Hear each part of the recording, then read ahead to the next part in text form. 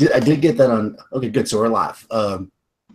So we think that we got straight what happened last time. So I'm going to do like a little overview, and we'll go forward. We're playing some Lamentations of the Flame Princess, and this is a kind of a mini campaign called Eyes of the Overworld, which is kind of a Jack Vance novel. At least the beginning of it started.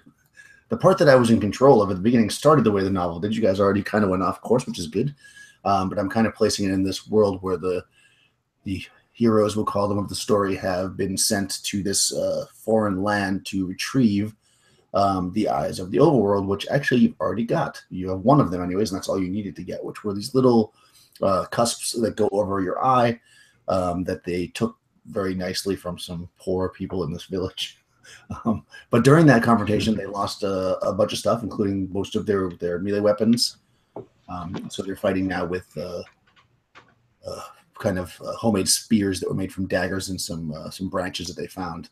But currently, we find you on the top of a mountain by this beautiful lake, surrounded by crabs. Crabs controlled by this magic user who is now currently standing in the middle of the lake, on the lake, I should say. She offered her protection for the night, and you guys, I think, were taking her up on that. You do have two party members that have been struck with leprosy. And I think we're trying to figure out what you want to do about that. So let's maybe just run through who the characters are and kind of a little what's been going on so far and what you're thinking. And we'll move forward there. Let's just start from my left, which would be Carlos.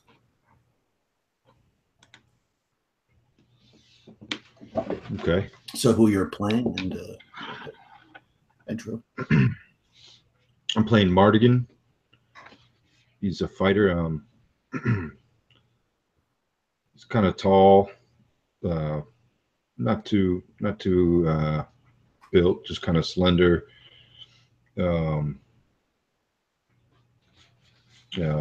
Basically, yeah. Now he lost his armor that I had, so I'm armorless with just a shirt and cloak, and it's kind of a low-key guy. He's nice, but he's real serious. He doesn't really joke around very much, and trying to help his two friends here that have leprosy find the best way that we could take without having to get into a big skirmish again, because we're not doing too well health-wise. Cool.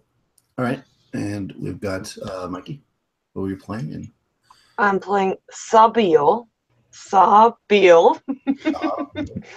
specialist, and she's still pretty young, like 19, 20 years old, blonde, not too pretty, and she's of the opinion that Mardigan is the root of evil, or why they ended up here, because he did nothing to stay or to get them out of here before they ended up here.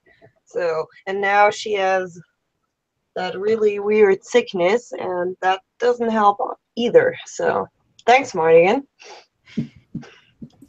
Well, nobody did anything. Shut up. And Marcus. Yeah, I'm playing Martin, the fighter as well. He is kind of an average height guy, average weight, average build, and all this. Kind of short brown hair, clean shaven.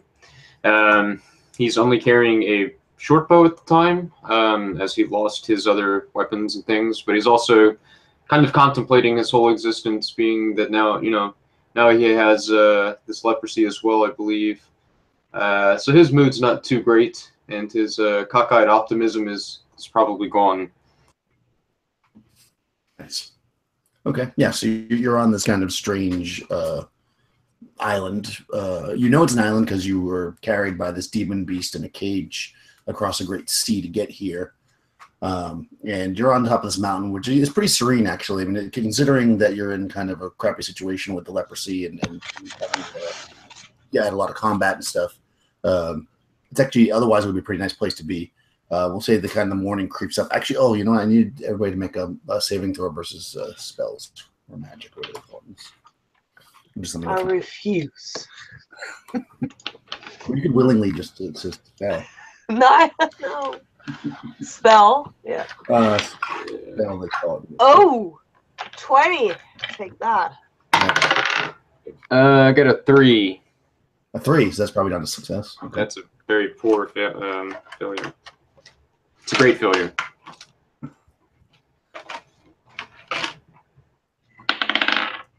Ooh, I also got a 3. Yes. Oh, all right. So the two of you that did not do well on the saving throw, you feel like in the morning, you feel like you maybe didn't get as much rest as you would have thought you would have, based on the fact that you're in a pretty serene place. And maybe at first you think, well, it's been a tough trip and it's probably hard to rest right now because of the, we're on top of this mountain or whatever. And then you look over and Sabine is completely rested and bright-eyed. doesn't at all feel like that. So. But I have leprosy still? Yes, you do. Yeah, well, you're bright-eyed, but your skin is falling off. Yeah, great. Mm-hmm. I mean, it's only day 2 of leprosy, so you're probably not, you're probably just getting sores and stuff. So as the sun breaks, you actually probably wake to the sound of the crabs kind of like scurrying, away and around on the ground. You look up and you're surrounded by hundreds, if not thousands, of these kind of bluish green crabs. And this young female magic user, who has been standing, you assume you weren't like watching all night because you were sleeping, she, in the center of the lake, I should say, walks back to shore and greets you. She says, "Good morning."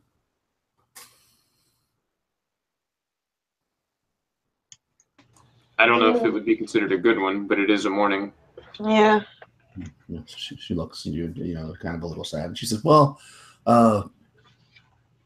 they can only get better then, right?" I'm not so sure about that. As I look at Mardigan.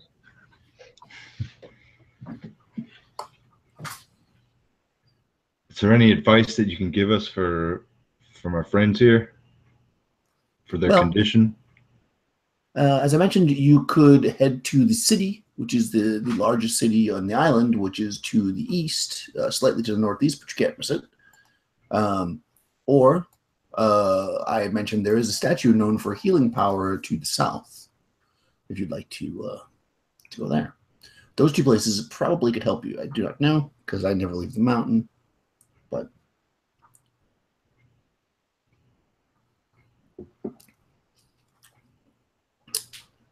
She says, "Watch out for the dog with the ass hand." Yes, we saw him before. We were... No, you didn't. I saw him, Mardigan. I was on my own. Again. Okay. Almost forgot my monster book. Okay, good. That reminded me. Now I have monsters, just in case. You never know. There might be a monster. Yeah, so pretty much, she lives up here, so she doesn't go around much, but she knows of the largest city on the island. I think most people would probably know about that. Most civilized people, anyways. She gets the occasional guest, as she said, that comes up here, but not too many people. She's on top of a mountain, although there is a clear path. And she tells you that if you were to take the river, which you know of, which you actually came away from the river because of the ass hand dog. You could take it down almost completely to where the statue with the healing is, or you could head. Let's see here. I'm just looking at the map. You could go.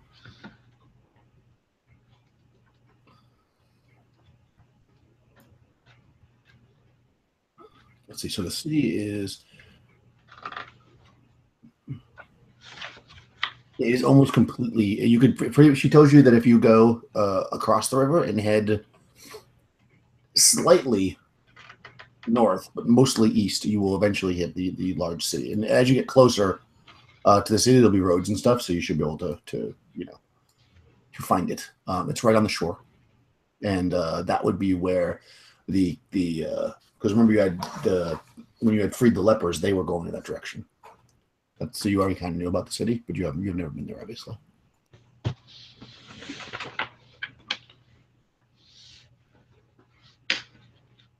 Well, we should get a move on pretty soon.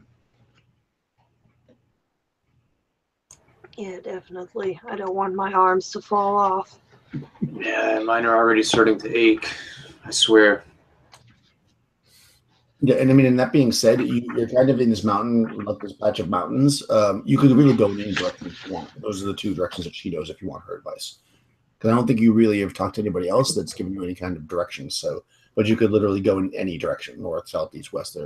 You're kind of in the middle of the island. Well, I don't know about you guys, but I think our best bet is going to be the statue. But I have a feeling that we might get into more than we bargained for heading in that direction. True, because that's where you came from, where you had the fight with the people, the cusp people. But we're infected. You see tears welling up in her eyes. We could also be dead. That's Yes. not helping, Morgan. He Well, I'm speaks trying the to keep truth. us alive. I'm trying to keep us alive. This is a good point. We could be much worse off. I think I'd rather be alive than dead. I'll say that much. I'll ask you again when you lose your foot. I'll look down at my foot and kind of shake it, make sure it's still there.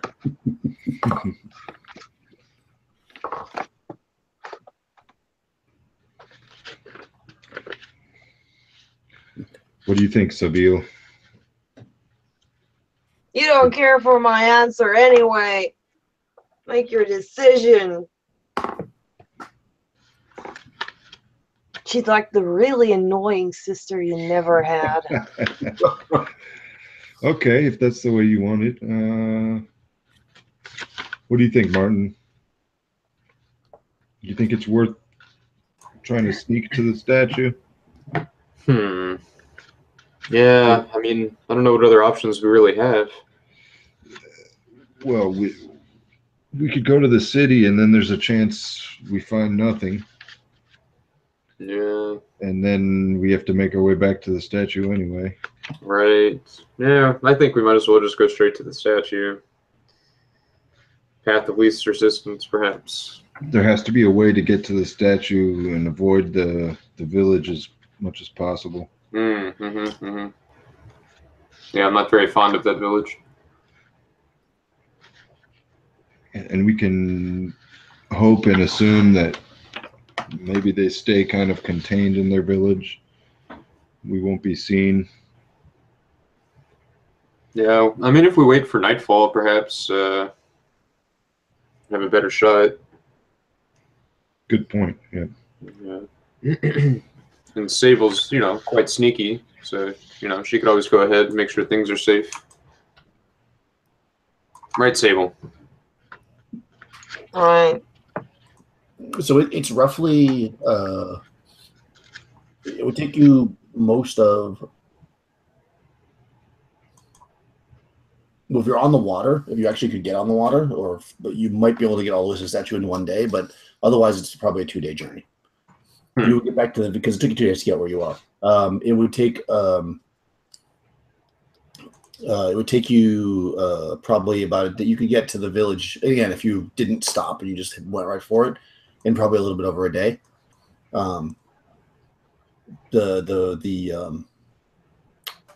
The statue, she tells you based on kind of where you tell her the village. She actually doesn't know this village. She has no idea what you're talking about. But based on what you explained to her, it's within about 2.5-3 miles of the village. So you could probably go around. No, I'm sorry, this actually is 5 miles. It's within about 5 miles of the village, but you could go, of course, around it. It'd take a little bit longer, but you'd have to go off the river to do that, obviously. So if you want to do sneak, in other words, what I'm saying is you could follow the river at the beginning of your journey and then get off the river as you get closer if you're trying to be more sneaky, based on what you know already having traveled down the river. Yeah. You know how you got to where you're at. And you did actually go off the river for a little bit, if you remember. That's actually how you ended up here, because the dog. You were trying to avoid it, so you went off the river. So if you go back, avoiding the dog, and take the river down about to where you, like a little bit north of where you fought the raspberry, and then go off the river, then you think you it's going to take longer. Might even be 3 days, but you go completely away from the village as far as you possibly could. If that's what you're trying to do. I say we do that, and then once we reach the statue, you guys will be healed of leprosy. We can move on from there, set up a camp, and get ready. Maybe, Yeah.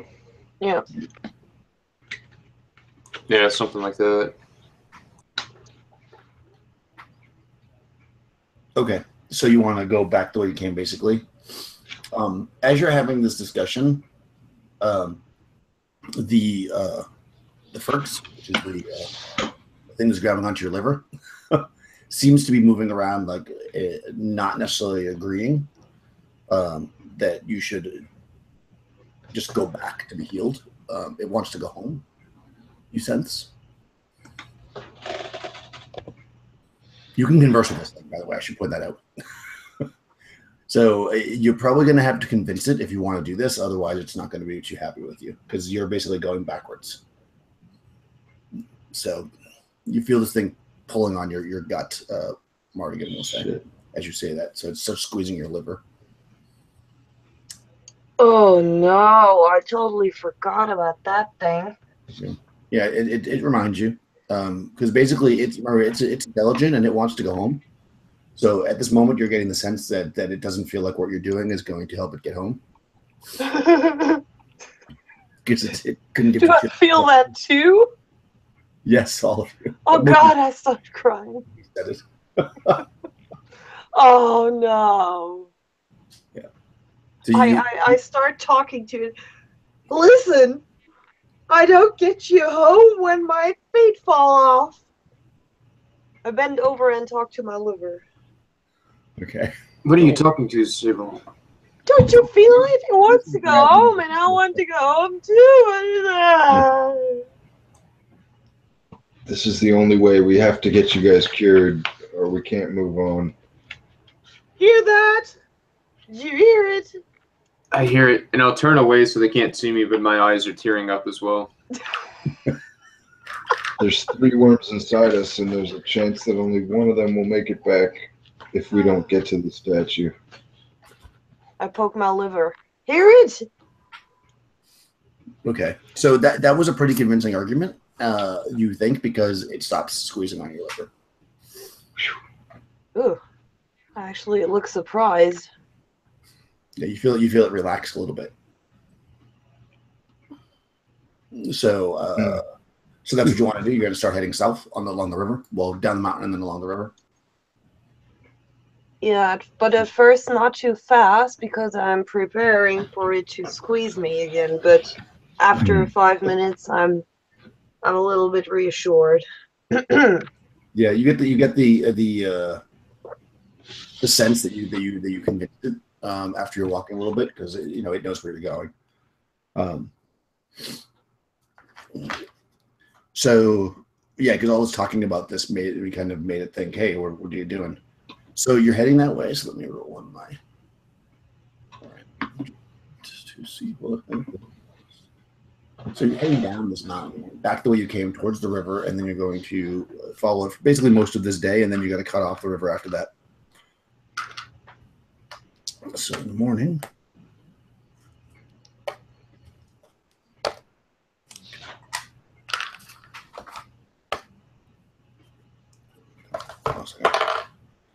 It was weird. I just rolled the exact same number like 5 times, which makes me think that I wasn't working properly. But, no, there we go. Okay, now it's different each time. I was like, that was weird. Probably just because I was rolling on my book. All right.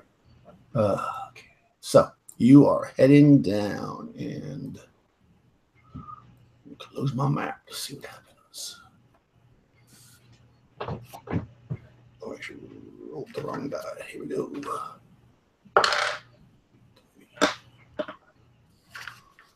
All right, so you're heading down this mountain the way you came, roughly, and when you get to the kind of where you think that the river should be, you feel like maybe you came into a different part of the river because you get there and the kind of narrow-ish area that you cross the river is not there, and it's actually pretty wide here. So you feel like you might actually be off course a bit.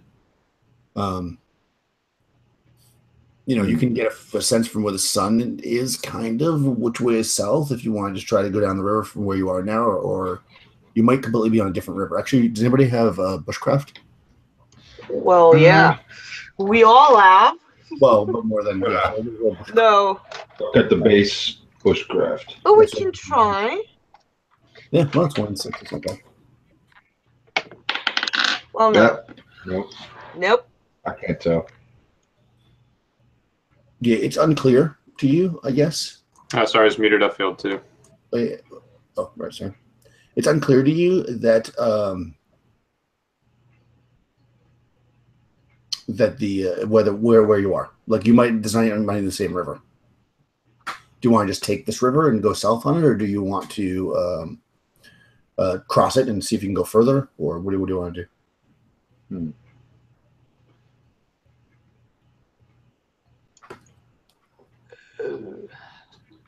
I'd say let's go a little more and see if we start to see something familiar. But I'll turn to Martin and Sabine and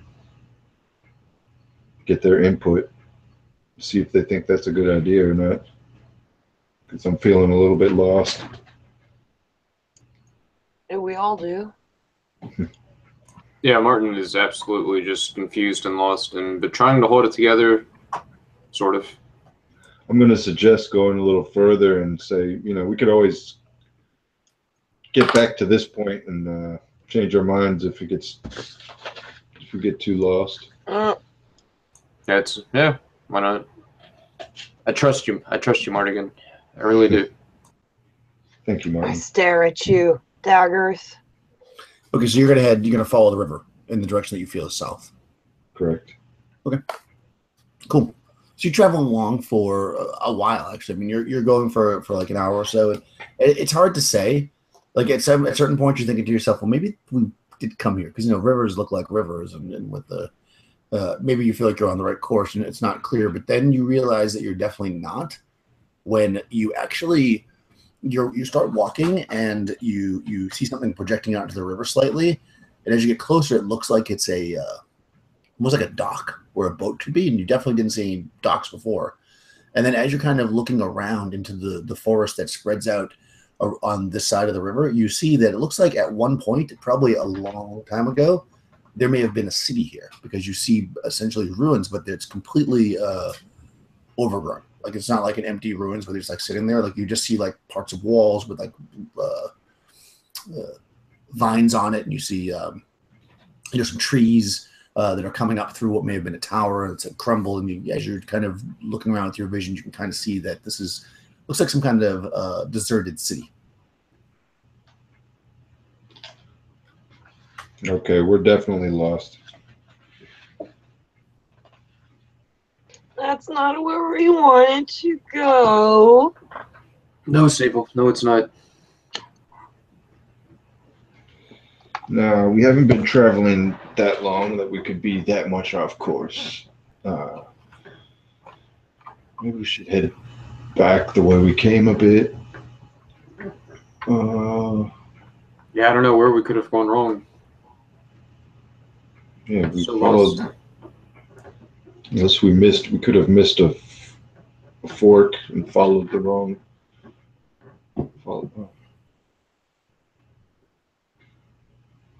I didn't see a fork in the river, but this southwest to this city that's covering the southwest side of the river.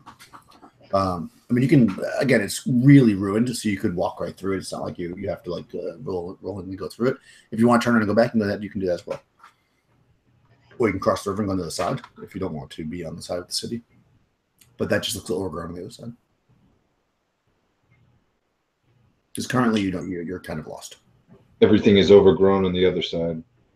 Yeah, pretty bad. Like you can't even see like anything on the other side. I mean, you figure you can go across with the maybe your daggers or whatever and bushwhack through a little bit, but you can't see what's on the other side. But it doesn't look like these ruins are on the other side.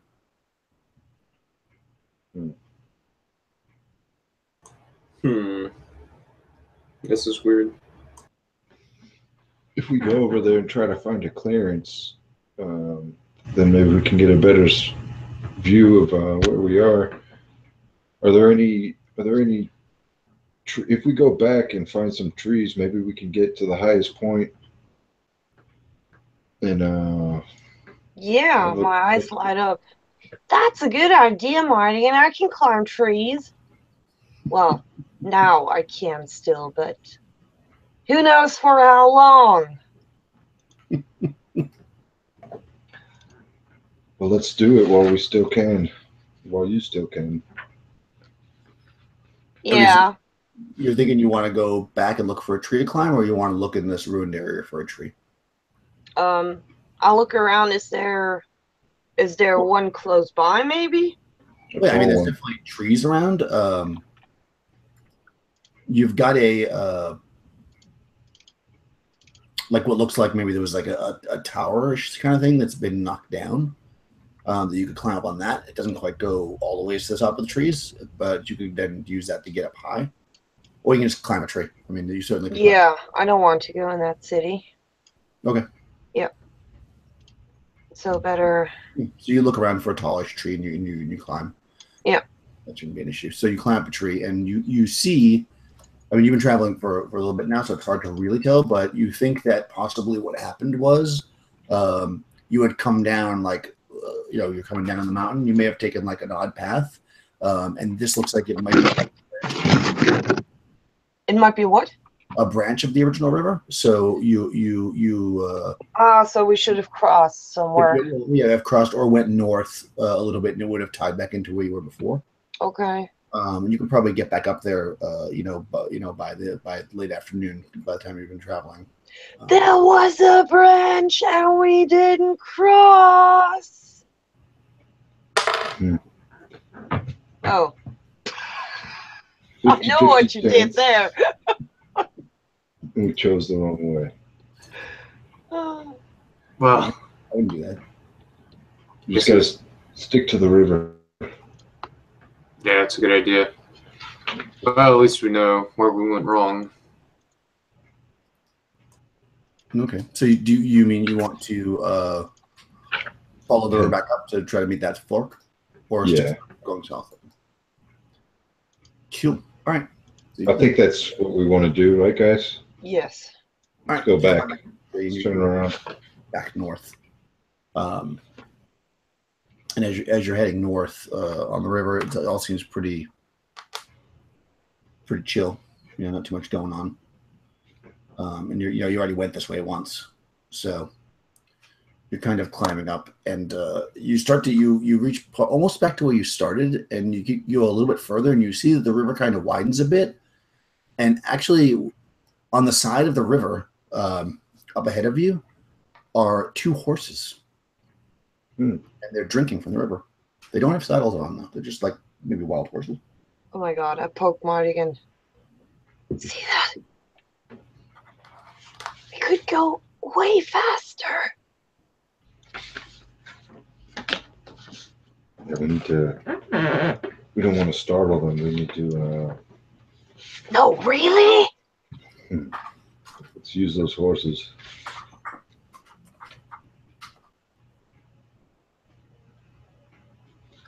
Who's riding the Sabille? I think the lepers should ride together. Well, we first have to get them. We can decide later who rides what. Now, I'll ride with her though. I wonder if an edible rock would be appetizing to them. Make it something maybe that looks like a carrot, a stick. If I make a stick edible, if they're hungry, or the raspberries that Sabille saved. I do not want more of those raspberries. Oh, maybe the horse does. Everyone. Oh, yes. God damn it, it's not for you, Martin. I'm hungry. I can't help it. Oh, you can eat the stone. I don't want to eat the stone. I don't want to be here. Does anyone listen? You eat the stone. Yeah, I will. And I press the raspberry ration into Mardigan's belly.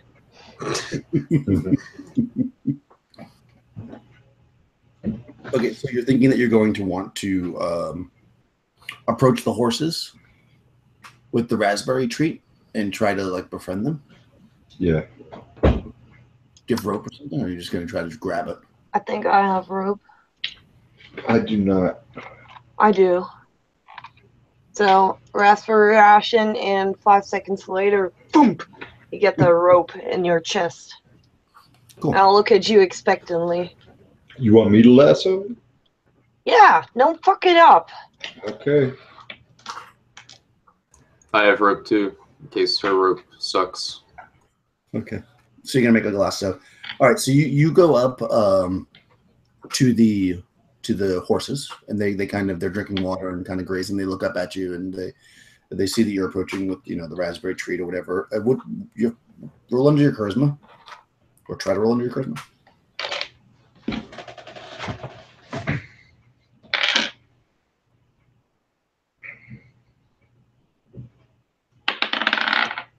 Ugh, I failed.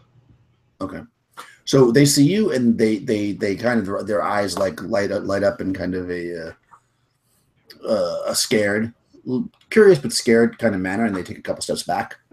They don't run right away. They're just kind of looking at you. They're probably maybe like 10 feet away right now. Even though I know these are wild horses, I'm gonna try going. Yeah, boy. Try to calm them down.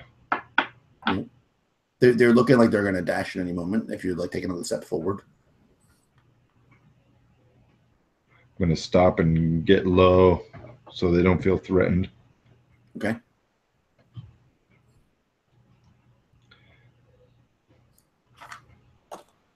The one of them is still kind of staring at you. The other one kind of drops his head back down and starts eating the grass.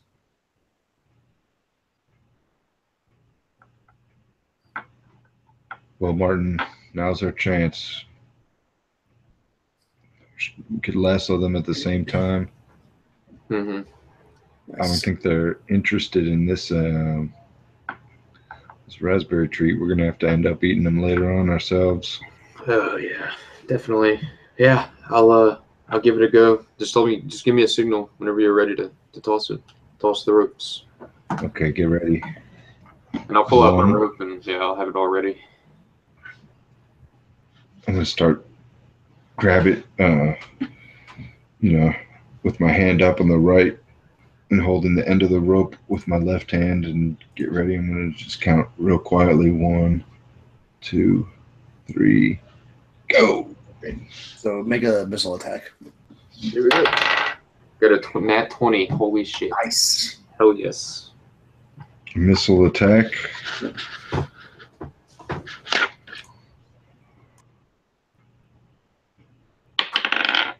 $15. Okay, that actually gets them too. So you both get your ropes around them, and you pull the rope tight.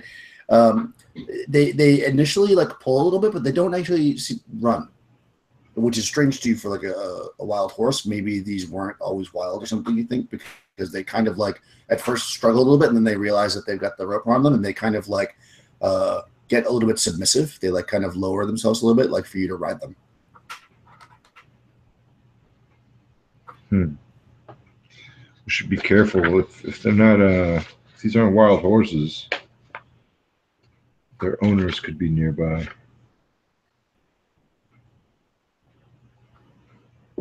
So I'm gonna hop on the horse and give it a couple clicks on my heel, see if I can get it walking. Cool. How about Martin? Horse to be.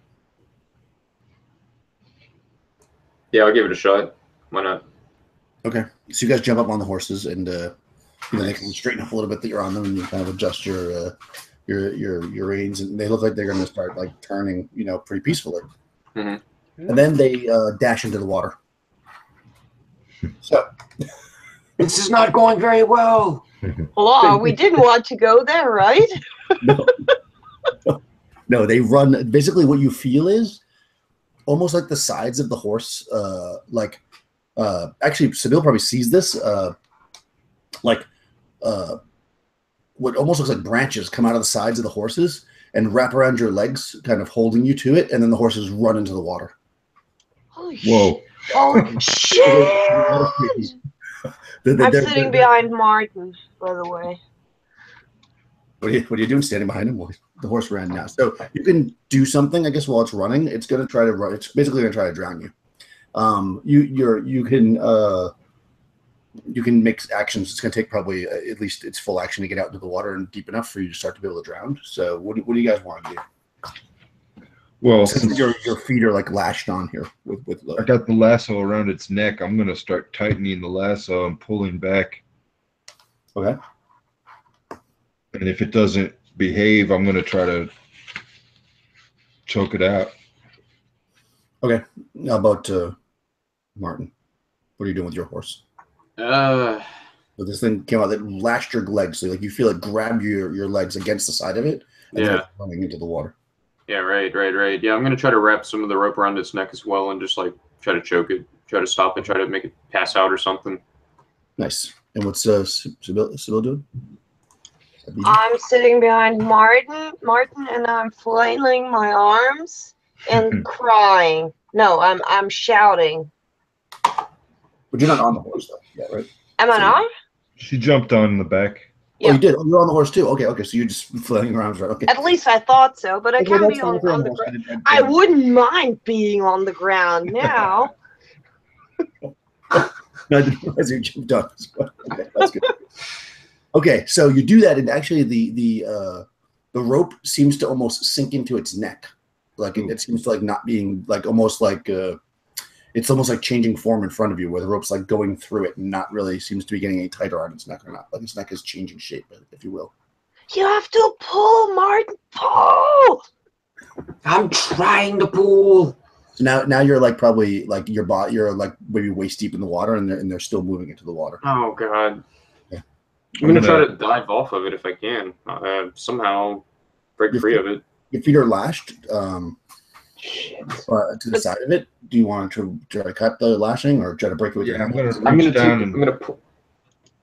No, go ahead, Martin. Yeah, go ahead. No, go. I need to think about what I want to do. I was just gonna reach down and feel on my leg and see what it feels like, if it's something that I could pull off, if I'm gonna have to stab. It feels like a branch, like a sapling. Right. Okay. Like it feels like a plant, basically.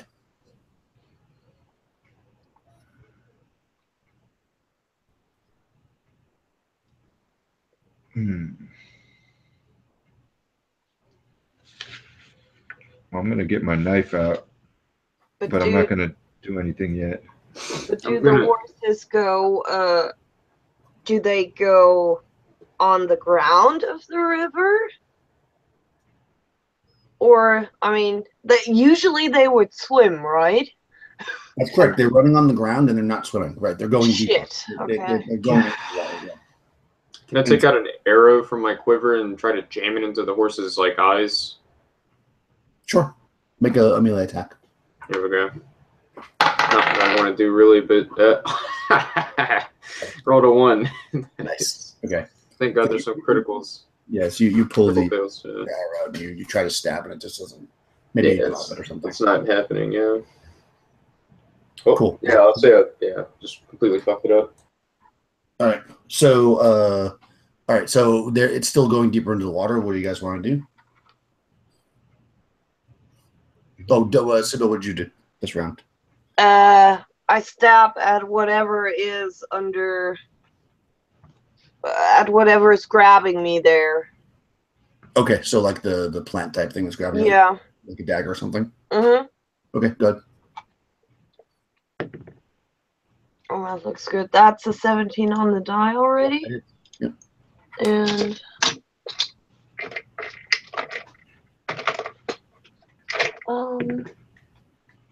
A 2. Okay, actually, you cut through that part of like the branch that's holding your foot, and one of your feet is free. Oh, good. Okay. Yeah, I pull it up a little bit so that it's on the back of the horse. So there is Okay. no additional plant going for my foot. Okay, nice. All right, so it's going deeper in the water. It's probably up to like your chest now, or maybe even like probably like here. What do you guys want to do?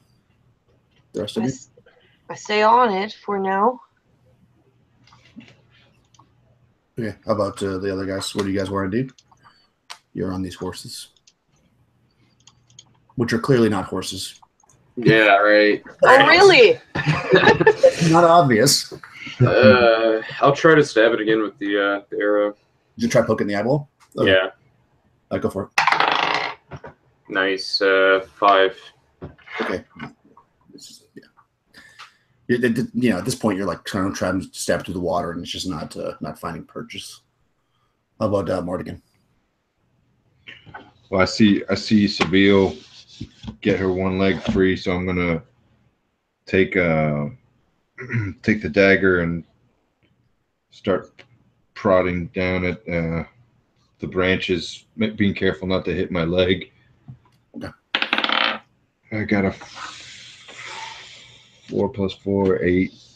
I don't know. It doesn't quite cut through it. You're like trying to cut down there, but it's now the water's deep, and you feel like you're just not getting where it needs to be. You're probably stabbing the side of it, but you're not like doing any kind of like massive damage or anything. Okay. Now you're underwater. Perfect. Where I like to be. You grabbed a breath of air before you went under.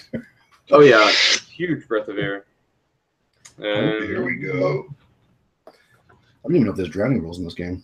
So now I'm stabbing Think at so. the side, So trying to like maybe use the arrowhead to I was going to apply free my damage. legs. I don't know. Okay, so you want to use an arrowhead to try to poke down for your leg. Go ahead, go for it. Okay. 18 plus whatever the plus 2, so 20. And that definitely hits. Nice.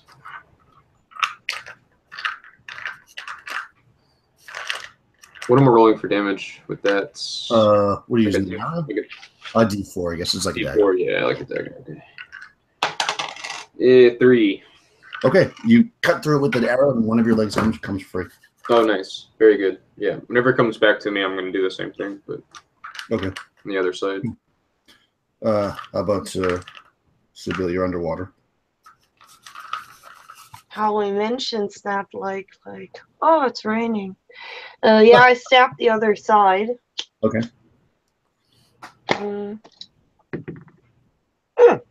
15 on the die. That hits. Okay. Oh, 1. Okay, that's actually enough to stab through it, and you're happy that you cut through, and then you realize that your other foot that you had put up on top of the horse during that time period that you waited, it reattached from the top. What? So your original foot is stuck again. Oh no! Okay, I let my other side float now. Okay. Yeah, far Okay. away from that thing. And Mardigan, what are you doing? Okay. underwater? Well, shit. Mardigan can hold his breath for about 3 minutes, 4 minutes. 4 Maybe minutes. not quite 4 minutes, more like 3 minutes. But Well, how do you know that? I'm just Guessing. yeah. That's. I can hold my breath. Me out of character, I can hold my breath for about 2 minutes. So I'm thinking Mardigan can hold his for a little bit longer than A mine. long time. Maybe 15 seconds. Oh my jeez. Oh god. Yeah, I can hold my breath for a long time. Damn, yeah, I think my best was like 130 or 140. Yeah.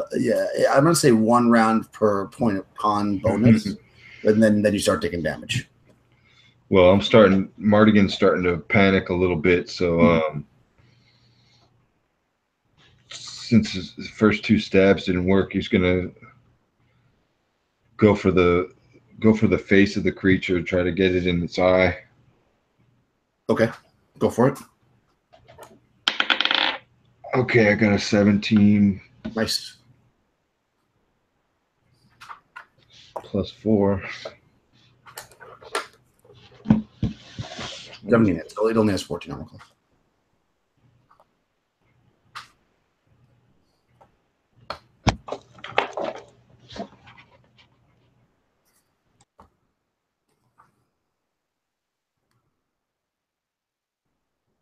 Damage?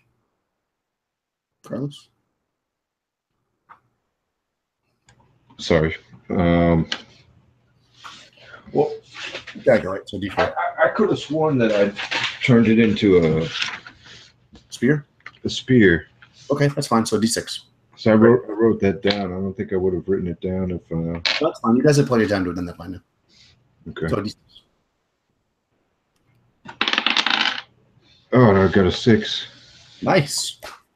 All right, you stab your dagger spear through this thing's head, and it actually, it like stops for a second. You're still underwater, but it like stops moving, although it doesn't appear to be dead yet.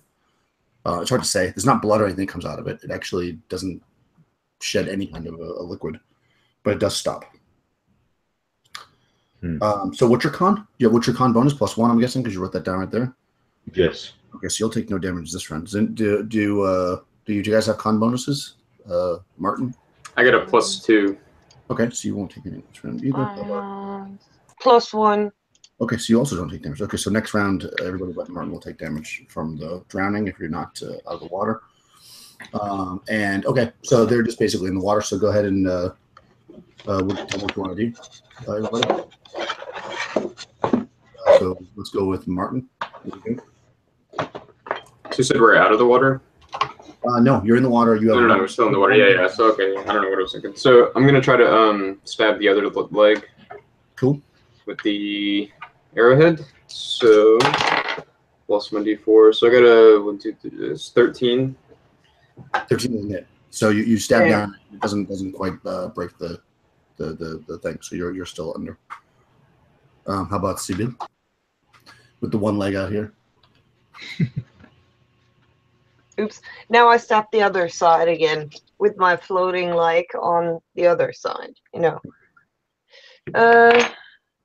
Okay, 10 on the die plus 12. No, 14 armor class. Damn! Doesn't quite cut through. But your other leg is out in the open, so it's probably not attached. And how about Mardigan? What are you doing this round?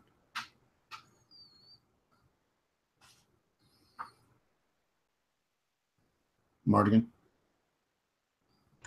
Probably about a split second after I did the first strike. I'm going to go for it again. Nice. Do the same thing. Come right back. The 12 plus 4, 16. That hits. And 4 damage. Nice. Okay. Yeah, you stab through it, and again, it's not moving. It's still like, it feels like it's definitely getting like weaker. Like you almost feel it loosen up on your leg a little bit, but doesn't let go because it still has some strength left in it. Okay, so then that's the next round. So, Oh shit! Mardigan, you take 2 points of damage, and Sibyl, you take 1, and nothing for Martin this round. You'll take damage next round if you're still in the water. And let's go. I'm just gonna go this way. It's just simpler for me. So what are we doing, Martin? Stabbing again. It's also my dice again. Glug. 18 total and 3 damage. Cool. That cuts it. And then you think you're about to swim away, and you realize that you grab back onto your other leg again. Oh god damn it! So you now have one leg attached and one leg. Very good. Do you want to try to do what Sibyl is doing? Yeah, I'm gonna mimic her as best I can. Okay. Yeah. All right. So you'll do that. So you're one leg attached right now. How about Sibyl? I'll try the one side again. Okay. When you got the like this. Oh, that's better. 16 on the die. And 3 damage. Nice. That cuts it free. So you're actually free right now. Oh god, hold on. Was Martin free? No. Oh, okay. Yeah, although I get to the up to the surface for a moment, and I don't know how much I can do in that one round. But plan is to go up, get some air, and go back. Okay. Yeah, I will say that you can go up and get the air this round because you're probably since you're inhaling water, you're probably not gonna have the strength to immediately swim back down. But next round, you probably swim down and attack because it's about 10 feet right now, 10 feet from the surface. Yeah. Okay. And Mardigan. I'm gonna I'm gonna let out a yell. It sounds something like this. Nice. And I'm gonna come back down with my branch dagger spear. And that is no, it's a failure. That's 7. Okay, no, that doesn't hit. Okay. Glug. All right, so you're gonna take 1 point of damage. Sibyl is up top, so no damage this time, and 3 points to Martin. Okay. Water. You're inhaling water at this point. And now this is the game really quick that we were doing con as HP. Or how was the HP? Yeah. Once you hit 0 though, so you're fine until you hit 0. Yeah. Okay, great. HP first, and if you hit 0, did you then go to con? Okay, gotcha. Sorry. But you had a full right's rest. You should be full HP right now. Yeah. You said I just took 4 points. Right now, I think is Mardigan because he wasn't fully healed. You said it was 4 points. Yeah. Okay. No, 3. 3. Got it. Yeah. Cool. I should have healed 1 point though, right? Yeah, you healed 1 point of your. Okay. Yeah, but you get all the hit points back every night. If you're above 0, you get them all back. Oh yeah, but I wasn't. Yeah. Okay, so back to the top of the next round. Let's see, Martin. You've got one leg free. The other leg is kind of dangling up the thing. You're inhaling water. If it's possible, I'll stab at this leg, and if I do get it free, I want to try to swing it up as fast as possible. Something, okay. I don't know. So 13 on the die, but plus 2, 15. That's enough. 3 points. So you cut this thing. Actually, yours is yeah, that was actually enough to. So between all the damage that you guys have been doing cutting away at the thing, you stabbed this thing this last time to cut free your leg, and actually the entire horse like breaks apart into what looks like a big bunch of like seaweed and just like sinks to the bottom. Oh god. You're able to swing up to the top. You swim to the top, no problem. Although you see probably out of the corner of your eye that your friend is still fully attached to his horse. Wow. But you swim because obviously otherwise you'd be choking on water. So how about Sibyl? Martin is free, but Mardigan is yeah, I dive down again. And this time I go to Mardigan. Oh man, that guy needs constant supervision. No. Oh yeah, okay, that didn't work. Okay, next time I grab hold on his armor. Oh no, he doesn't have armor on his shoulder, and I stay down there. Okay, yeah, you can stay down for a round because you've had a proper breath. You can stay down for another round, no problem, because you're con. And Mardigan. What do you stabbing feverishly at this horse? Yeah, I'm just coming, just trying to stab at him over and over. Oh no, that's a 6. Okay, so yeah, you're probably starting to get a lot of oxygen deprivation, and you're just not able to swing into it very good. And you take 2 points of damage. 2 points. Oh, no. I'm down to 5 con. Okay, so now so I think you're supposed to make a saving throw. Isn't that the way it works? I'll figure out my own. You have to make a save because you're under your con and you took damage. So make a save versus paralyzation, I think it is, to see if you don't get like knocked out, basically. Okay. Yeah.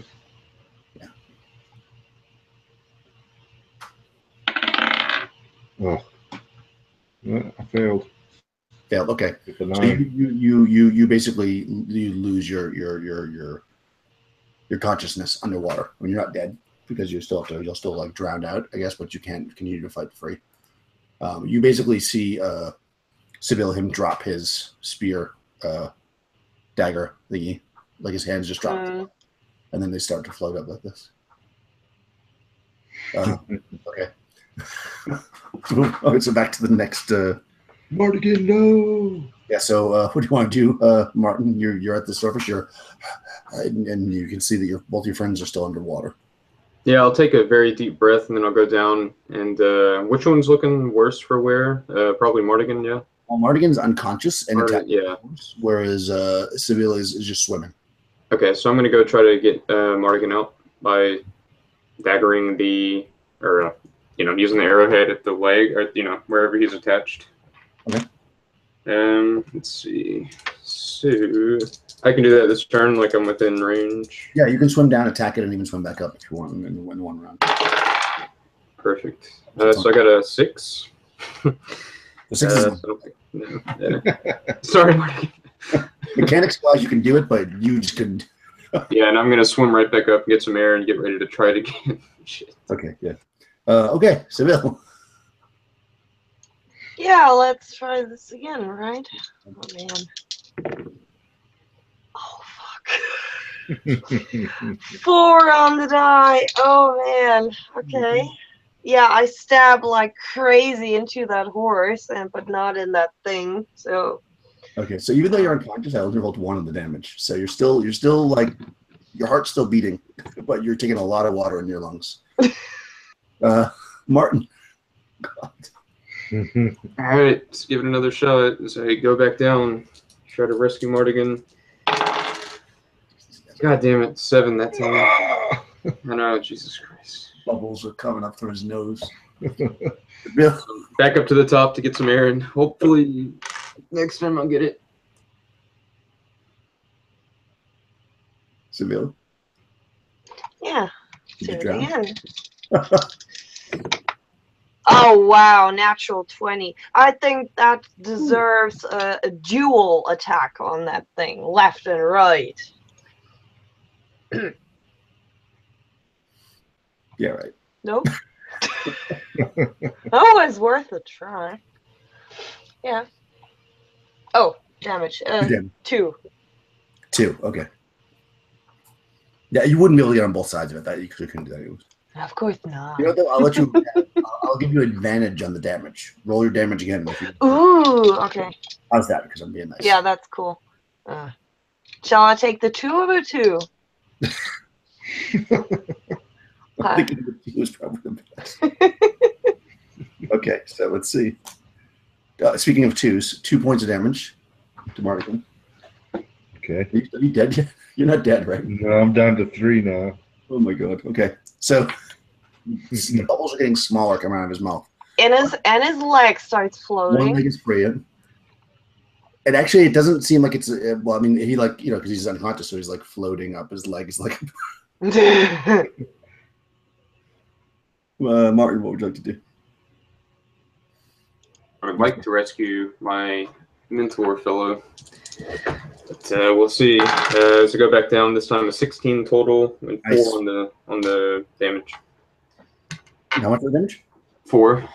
Nice. Okay, so you stab through this thing to kind of free his other leg, but when you stab into the area where the branch was attached, the whole thing again, just like yours, it just falls. It turns into like a big wad of seaweed and just sinks to the bottom.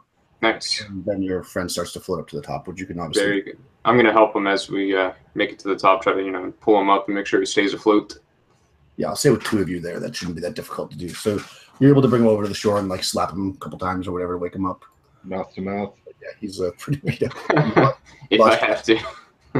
Definitely. We'll cross that bridge when we need to. I think the slap worked. Yeah, the slap is good. Okay, so you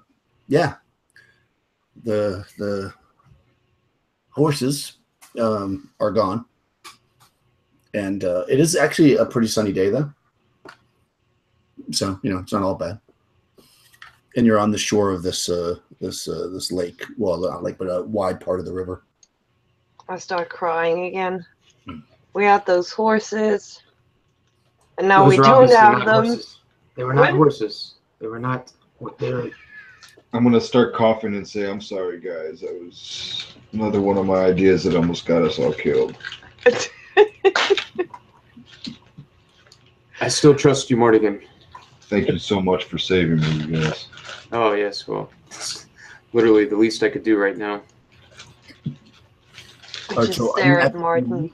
You're basically, you lost that dagger spear too, so. Yeah, well Oh done. yeah, shit. I still have my quiver of arrows, or are they just soaked Yeah, in? whatever one you missed on, you probably lost or dropped. Yeah. I mean, I'm down to like, I think I was down last time, so, like last session, I think I used some. So, yeah, I'm down to like 9 arrows, I think is what it is. Yes, you got 9 arrows, and I think Sibyl has a dagger. Cool. But yeah, you lost your spear. Let's run us back down there. No. I mean, you know, you could. Just saying. Yeah, just like To we go could. after the spear. So Yeah, I back down. could stab myself with the knife. Is there's not Yeah. a current that it would have gotten pulled down river? I don't think they really paid attention to that. So I don't know. I don't think you're really going to swim back in there. I was more kidding. Maybe you are going to try to swim back in there. I was thinking. Mardigan was thinking about it. He wants a spear. No. Then he kind of coughs and is like, thinks twice. Yeah, that might not be a good idea. I'm just going to throw that out there. Start knocking the water out of my ears. I mean, you probably could, if you want to have something to fight with, you probably could like take find like a heavy branch or something and use it as a club. Sharpen. Oh, okay. Club. Yeah. So you have not completely weaponless, just in case there's any creatures. It might be. So far, this place has been pretty safe, but you never know. Okay, so do you want to continue north? Yeah, I think that was the original plan. Okay. Yeah, so you head north a little bit further, and you come to what is essentially the fork in the river that Sibyl saw, and you're able to get back on the track that you took before, and it starts to look somewhat familiar. You even kind of remember getting close to that place where the ass hand dog was. You kind of go off the path of it to avoid where it was, and you head down further throughout the rest of the day. That ate a bit of your time, of course. And close to the end of the day,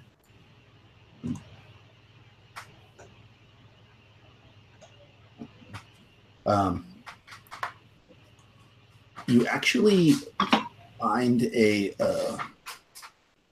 set of tracks, which seem like they might be more of those like slavers. And the only reason why you might think this is because you see booted feet with bare feet.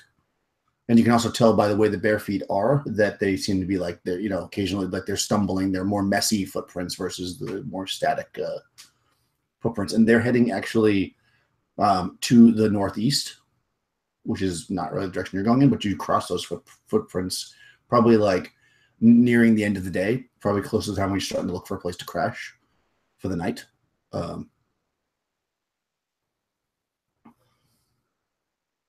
We should stay away from them. I don't think I'll survive a fight, friends. Yeah, we need to rest. We need to save whatever strength we have. I mean, we're not looking too good.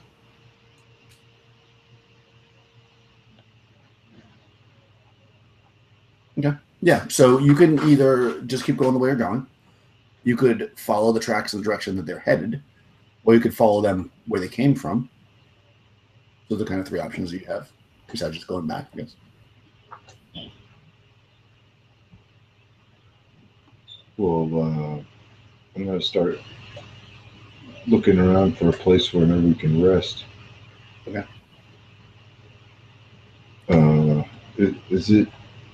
Is it nightfall yet? It's not, is it? It's getting close to night. I mean, you probably would probably need to start looking soon, if not,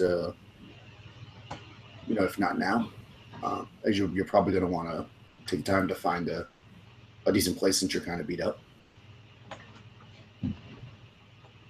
Do you want to look now, or I think travel further. Well, I'd say we either go. They were headed northwest. Maybe if we start heading northeast. No, they're headed northeast. I'm sorry. Doesn't know this. Oh, okay. So if we start heading northwest just a little bit more, maybe set up camp somewhere. You guys?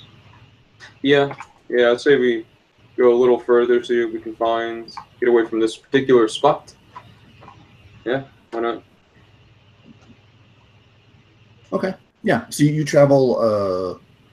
I guess you're heading more or less south right now. So you instead of the tracks go this way, so you're going to kind of go that way to get kind of out where they probably aren't. And roll bushcraft. Everybody, a regular. God damn, Yeah. almost. 4. Let me see. 4 as well. Yeah, you find like a little kind of area of trees with some cover. It's not the most protected area, so you know, a good bushcraft would have found you like a nice cave that you would be safe in. So you're a little bit exposed, but you feel like you'll be able to rest here. But there's obviously a chance that if anything's walking around in the woods, it might find you. So you set up and whatever. I guess eat the last of your raspberries, which are now like probably dead. Yeah, I only had 2 rations anyway, so. Somebody has to eat rocks, probably. Magical talismans. You're able to turn whatever you find around you into food that is nourishing, though pretty nasty. So I guess one of you would eat that. As I'm munching down on that, I'm just thinking about those tasty crabs that we had. Damn it. They should let us take some crab meat. I just remember the. That's probably smart. So yeah, so you do that, and let's see.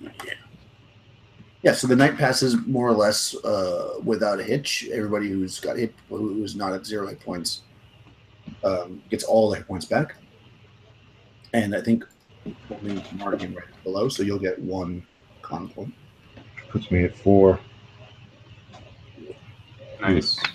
All right. So next morning comes, and you're weather table. So you've got decent weather again these last few days. Today it's gotten a little bit worse, like it's got a little hotter, but it's still like well within the limits of what you can travel in without any kind of negative effects to your bodies. And you are traveling.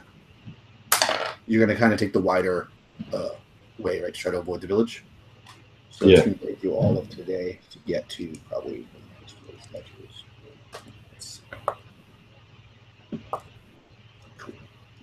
Good morning.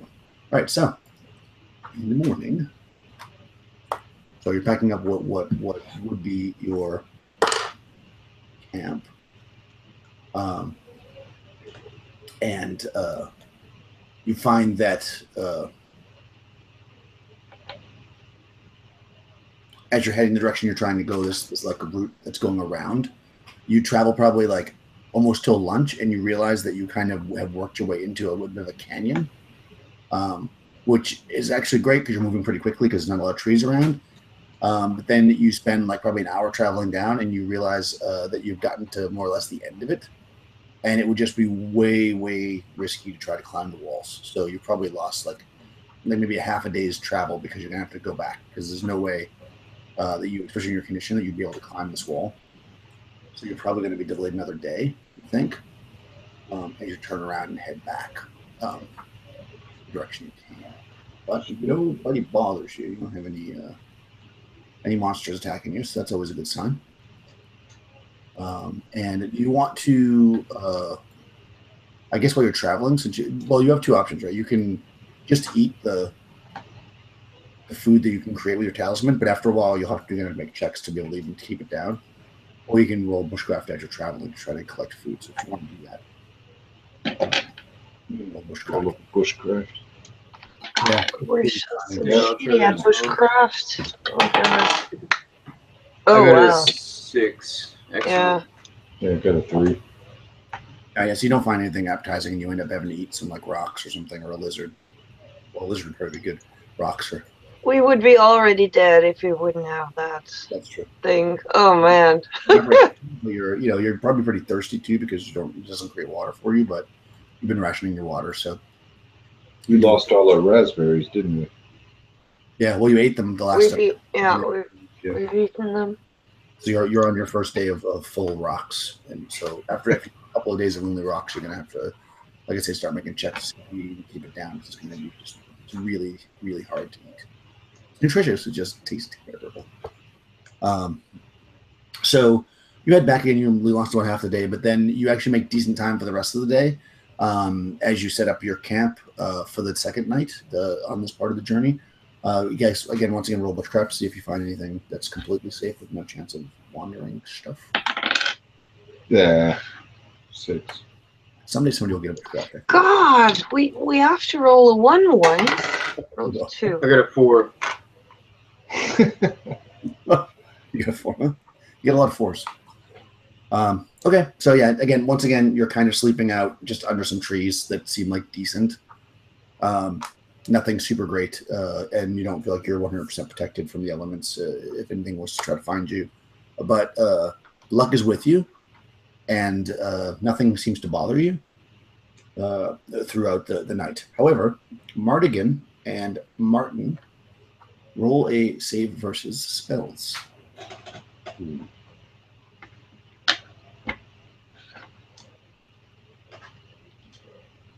Okay, let me see. I got a 19. That is a pass. I got a 5. Cool. All right. So let me ask you this: how are you doing the watches? Well, so you're doing 3 watches, right? So who's on the first watch? I will. Okay. And then who's on the second watch? I'll take it. Yeah, Okay. I'll do it. Yeah. So then Mardigan's on the last watch into the morning. Okay, perfect. Yeah. So in the middle of the night, Martin, you guys are like laying there. You hear Mardigan start to kind of get really. He's moving around. He's really restless, and you're wondering what's going on. You turn over, and in where it was Mardigan, you see a crab, a decent sized crab at that. And it's just kind of there. It looks pretty tasty. Get it! How smart are you? Oh. No, I'm not gonna make you do that. That'd be terrible. So you could probably surmise that this crab might be Mardigan. Oh! What? Oops! Yeah, I got Like turned into a crab. Yeah. Mardigan's like clothes and stuff, and you look over and like in his pile of clothes is a giant crab.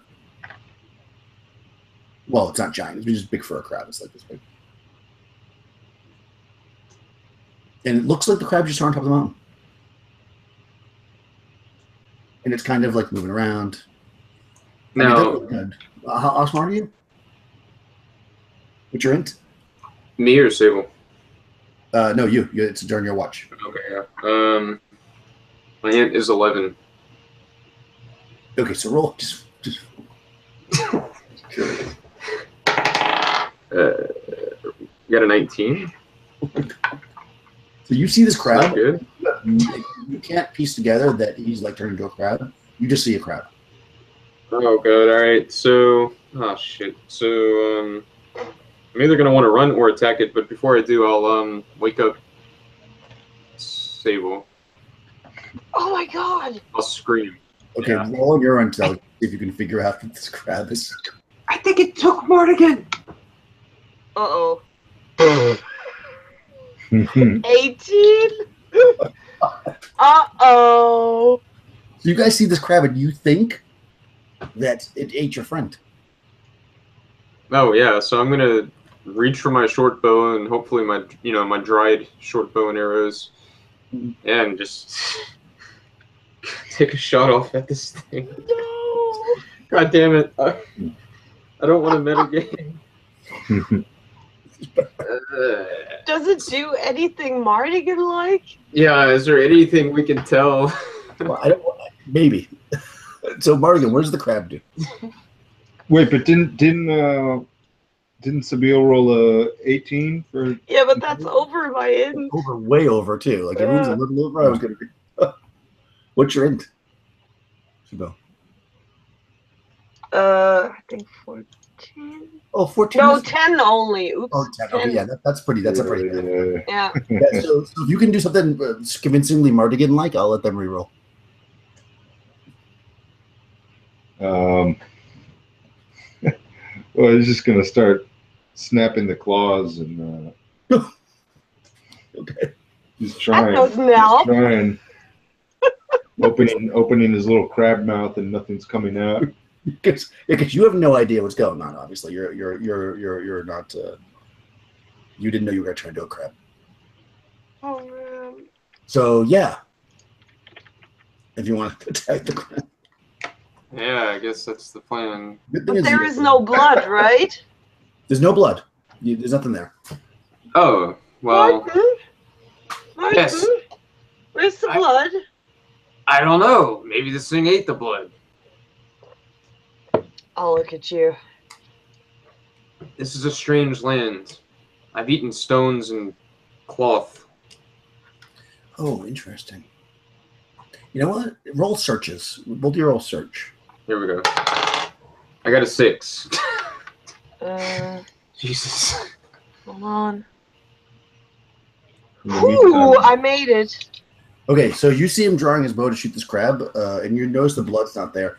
But also, you notice that the crab seems to be wearing that the talisman, the pendulum for the food. But it doesn't have it in its mouth; it's like wearing it. Martin, poke. Yes. Martin, poke. Yes. Martin, look. Martin. I'm looking. What am I looking at? Oh wow. And I kind of ease up on my bowstring that was pulled back. Maybe this thing. I don't know. I don't get it, Sable. I don't get it. I go into my knees and I do the crab walk over to it. Oh God. I'll look into its eyes. Is that you, Mardigan? All right, so Mardigan, make another spell. Okay. As this is happening, I turn away so Sable can't see me, but my eyes are full of tears again. Okay. Oh, I passed it with a 17. Okay, so I'm going to say you're more or less in control of the crab. So, yeah. Do 2 clicks for yes and 1 click for no. 2 clicks. Chip, chip. It's Mardigan. Couple It did blink. 2 clicks. Martin, Wow, this is incredible. why are you crying? I'm not crying. Got sand in my eyes. I'm going to just walk over and just kind of like, with my claw, just gently rub up against them. Don't step on him. I'll pet the crab. Look at cat. Mardigan, is that you? Yeah, he clicked twice. Tell you. Who did this to you? What are you? God. Oh, yes. Okay, yeah, so he's a crab. And how big is it? Like, it's like a small, the size of like a hand or something? No, it's like maybe like a foot or so wide. Okay. Like maybe a little bigger than that. Like a pizza. Okay. I'm going to carefully empty out the contents of my backpack, which includes... Actually, no, I have a backpack in a sack. So the sack is probably just full of chalk and the rope. So I'm going to dump that out. And I'm going to put the crab in the sack. Are you going to boil it? Oh, no. Don't take me back to the crab lady.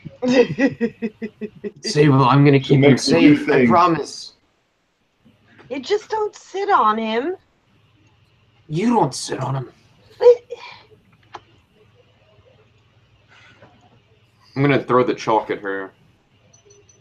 I throw it back with full force. Stop that!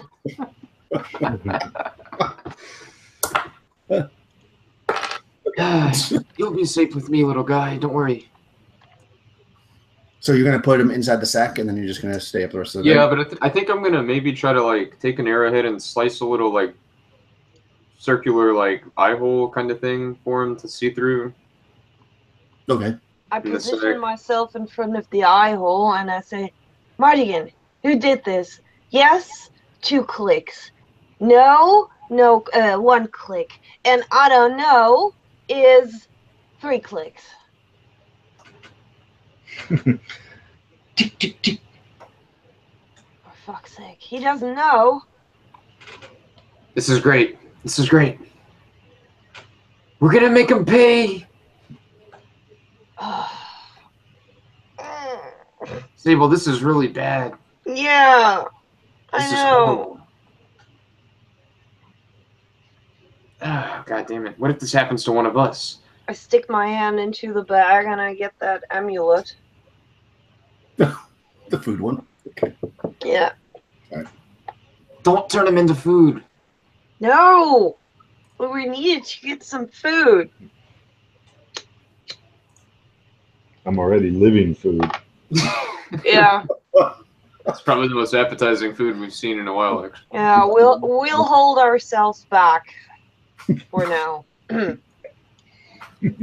right. So are you going to like one of you go to sleep, or you're just gonna stay up the rest of the night? It's like the middle of the night right now.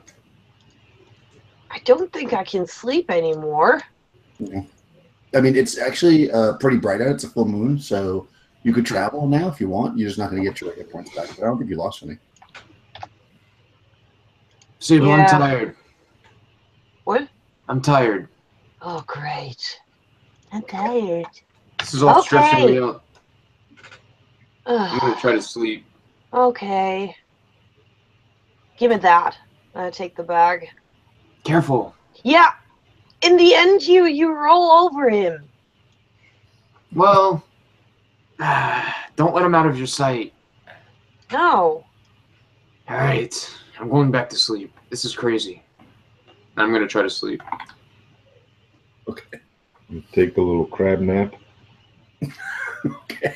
Yes. I feel like I don't know why I feel like the crab should talk like E.T. or something. Oh my God, I wish. Martin.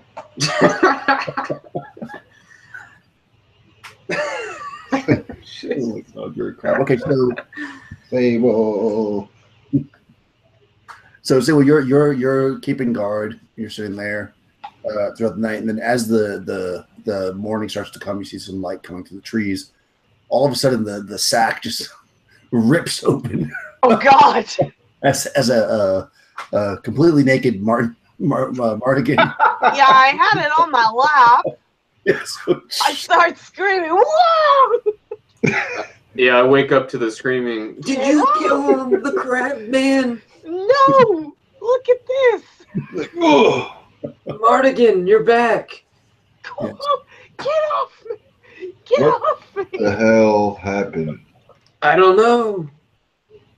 So yeah, Crab. you have like it almost feels like a dream to you, Mardigan. I mean, could you pass your save versus magic so you kind of remember what happened? Except you remember that you felt really weird and that you couldn't speak and that but they could very quickly tell you that you were a crab.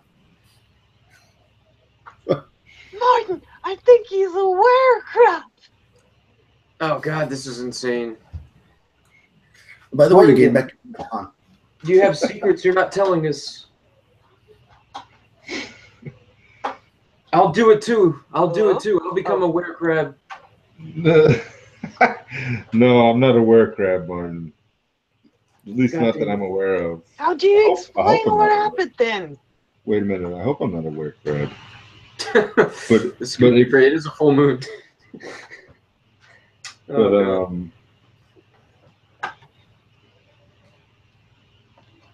thank you for not eating me. Sable wanted to. She was looking at you kind of funny. I kind of wish that I had a Don't giant crab lie. too. I would never eat you, Mortigan. It's funny. I was just thinking about crabs. So strange. I wonder how that could have happened, because maybe we need to be extra careful when we rest or something. I don't know. That was one of the last things I was thinking about before I went to sleep. Was those tasty crabs we had. So strange. Maybe this is an enchanted land or a cursed land. Next time I sleep, I'll think about raspberries. Oh, please Don't do that. Well, we gotta test it somehow. Next time I sleep, I'll think about recovering my health. Ah, yes. Wonder if I think about. I don't even know. Think about I think about being happy again. think about being in a cage that will fly us home. Can we just think about moving on? Finally someone wise. Okay. So you're heading down. You're taking this kind of wide breath around the river where you think possibly which is going to more or less bring you to the shoreline, kind of, because if you remember, you came up on a beach that was, I mean, it was in just, you don't really know exactly this, but it was basically kind of mid to south to kind of mid center, like in the island. You're a little bit to the east, but kind of central.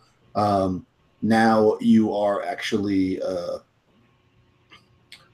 more east than that. And you kind of go around where you think the village was, and you hit the shoreline, and you start to make your way back. So that's kind of how you're going.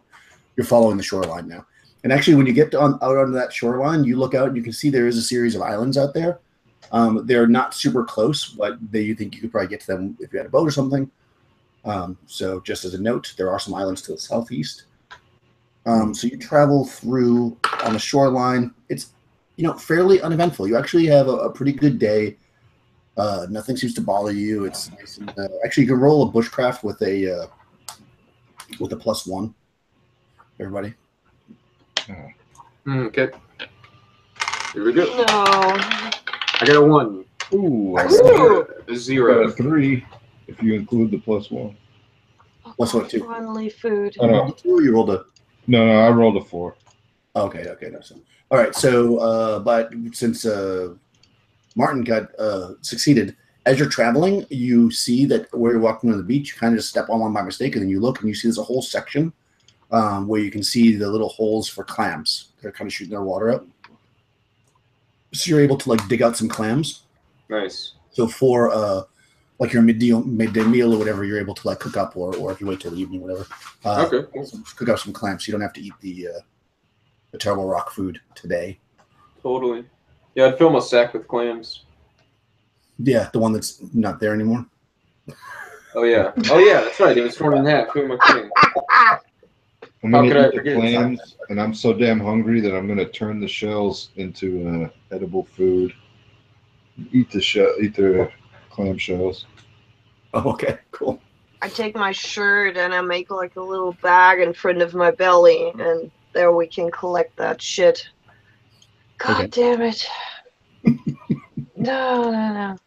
All right, so you get a bunch of clams. It's definitely enough that you guys will be able to have a decent amount of food for a meal, for a main meal for the day. And you're traveling along, and as it gets closer to the end of the day, you start to come upon the area that was described to you, which is find the book. By the Lady of the Lake. By the Lady of the Lake, yeah. Finally, guys. Thank God. Thanks something. This is unbelievable.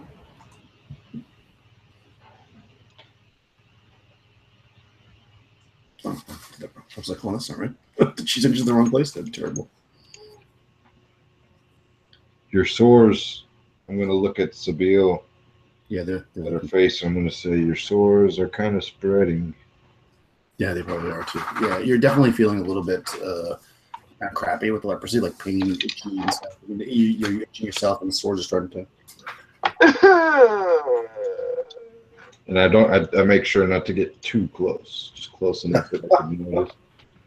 I mean, you were on her lap this morning. You were naked. Oh my goodness, yeah, I still deal with that. Jesus. Miraculously, though, it didn't seem to affect you. Let's see. Okay, so you're kind of on the shoreline, and you kind of walk up. In this part of the shore, you've got like kind of rocky beach, and then you kind of climb up the side onto kind of like cliffside area, and you come up on top of this cliff and looking out over into the ocean, and partially also into like a little bit of a bay, which is kind of close to where you first came on because you had to come this way now to meet. You see the statue.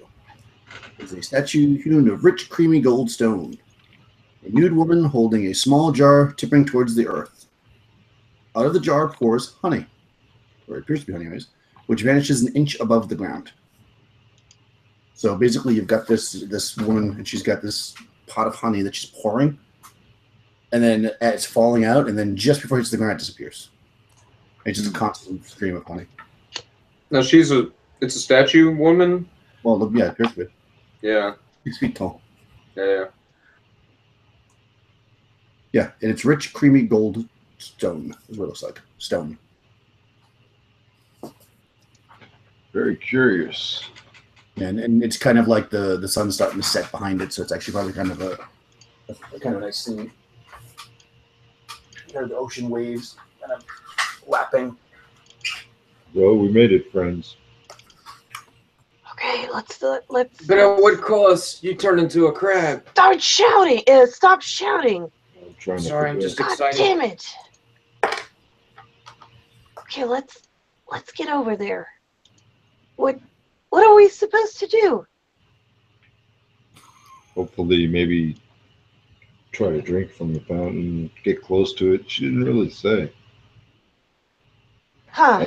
Should maybe I'm gonna look at as we're getting closer, I'm gonna look at Martin and at Sabile's face and try to see if I notice anything clearing up. No, they don't seem any different. What the hell, you guys? In fact, the salt air is probably making you a little more itchy. Oh god. Whatever it is, it's not working. Whatever we're doing. We're not there yet. We're not close enough. You're right. That's what it is. Yeah. It's within like 4 or 5 feet of it. You can stand right around it. Let's get a little close. Let's get closer. Like how close? How good. Oh god. Within What? a foot. Okay. So you hug the statue. It's probably something warm, considering that's made out of stone. Does it feel good? It feels decent. With Okay. everything we've seen so far, I'm halfway expecting the statue to come to life. It doesn't seem to come to life when you do that. It just continues to pour its honey. Okay, I'm dying anyway, and I stick out my tongue and I start drinking that honey. There you go. Oh, you're just going to stick your face under it? Yeah. All right. So you stick your face under the honey, and it's getting all, sticky. It's pouring on your face. It's very good. It's honey. Does it feel good? No, it feels very sticky. I mean, it tastes good. Siegel, what are you doing? You're gonna turn into honey. I mean, it feels good, but you're not injured, right? Except for the leprosy. Yeah. Oh yeah, no, it doesn't seem good. So, assuming that you're going to circle around and try it, the only person who's actually injured is Carlos Mardigan. If you were to try some of the honey, it would heal you. If you take it. Yeah. Well, You get the sense that you would be healed, but not like it's like something you start to close up from the leprosy and they open back up. So yeah, if you scoop the honey and I mean, we'll probably use like a cup or something. I hear Sabile say Gross. it's sweet. She says that it's sweet like honey, and I let my hunger get the best of me, and fortunately, I cup my hand and just start lapping up some honey. Okay. So when you eat the honey, roll a d8.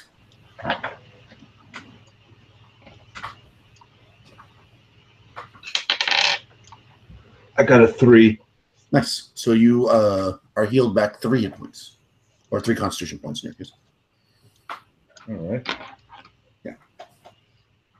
So I'm more than halfway back to my original con. Yeah. So mechanically, just so you know, like it only lasts 24 hours. So not the hit points, but the honey. So you can't take a bunch of it with you. But if you take a dose of the honey, it's like a cure spell, 1d8, but you can only be healed once per day. So you can't just sit there and keep doing it. But we would have to camp out. We would have to camp out here. Yeah, you could just stay there for several days if you wanted to. Yeah, or you could take 1 dose with you. Essentially, that would work. But after that, it wouldn't. I'm turning my attention now to my companions, and we got to figure out how to cure the leprosy. Yeah, they're still looking pretty bad. Actually, guys, make like a roll under your con, the lepers.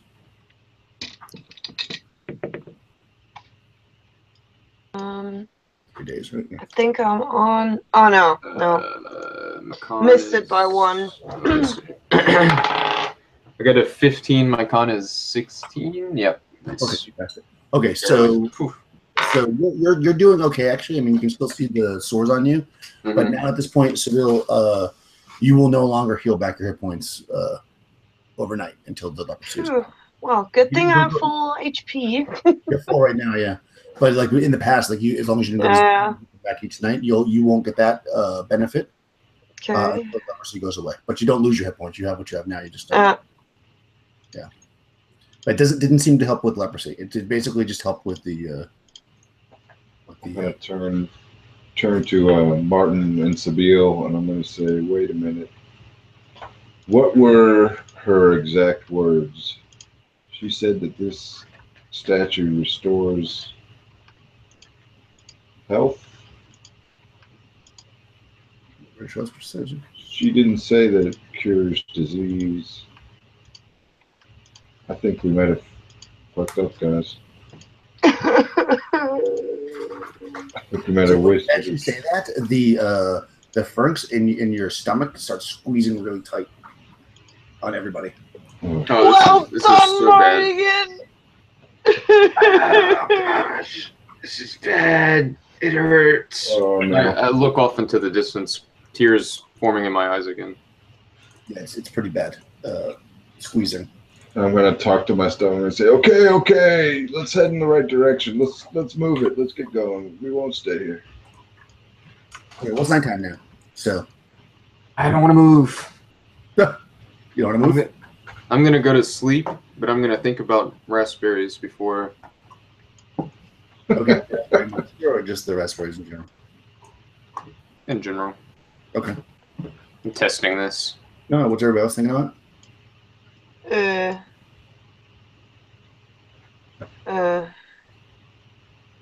That terrible sight I had when the crab turned back into a man. Jesus.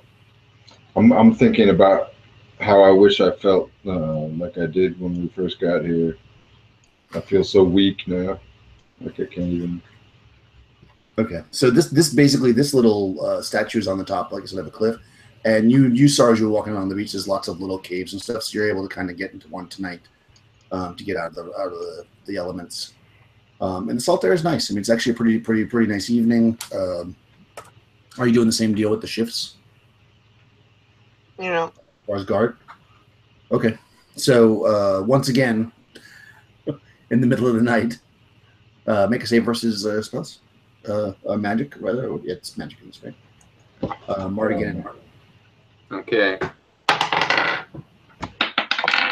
I got an 8 under 16. Nice. Okay. I passed. No, I didn't. Hold on. No, I didn't. Jesus. You want to get above your. Yeah, exactly. I got 6. Okay. Oh wait, I failed. Yeah. Yeah, you failed. Holy shit. Actually, both of the people that failed, Mardigan and Martin, I guess. Yeah. Make another save. I failed as well. We all failed. I know. Shit. I got another same thing. I just rolled another 6. Damn D20. Yeah, I failed too. I failed again. Yep. Okay. So basically, you guys do. Laura does her night shift, the first shift, and goes to bed. And then you guys wake up in the morning. Strangely, Martin and Mardigan aren't in the cave with you, Sybil, when you wake up. And you kind of, maybe you're nervous for a second, and you look outside, and they're both on the beach, completely naked. Oh, I look away. You're naked again? What did you do? No, So stop. you get, I don't want to know. Mardigan, you get 2 more points back on your con. Oh, okay. Why am I naked? What happened? What happened? What the hell? What did you do to my clothes? Sabille, what did you do to us, Sabille? What? I would She's never a witch. touch you. I swear she's a witch. She's the only one that this isn't happening to. Oh. She found the crab. Mardigan, I'm not feeling too good about her. Honestly. Stop stalking. Oh, I turn around back into the cave. See? She's going into a cave. And you see in the cave all of their gear, because of course they didn't take it with them when they went outside naked. I'm just So looking around confused, listening to Martin, looking back and forth. Like, what the hell? Sable, throw me my stuff. Oh, now you need me, yeah?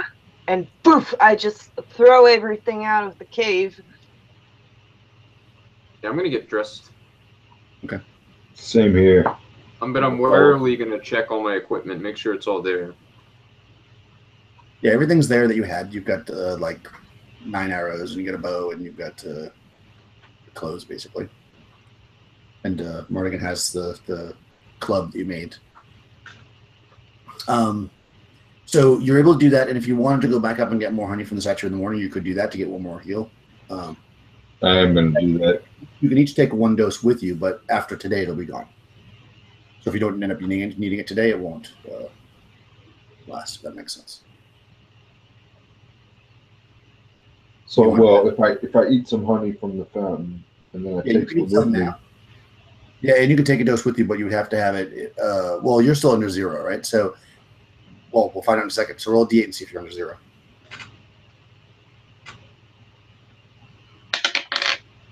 Six. Cool. So I still. Oh no, wait. No, yeah, that puts me up to HP of 2. Oh, nice. Okay, yeah. So, I mean, mechanically, basically, unless you go to 0 HP again today, it won't be useful to you to take another one in the morning, but you can take some with you if you want. It's still honey. And everybody else can bring it as well if you want. Yeah, maybe just eat it with food if nothing else. Yeah. Do you have something to carry the honey in? Put it on a rock. Well, maybe my water skin, if I don't have any water already in there.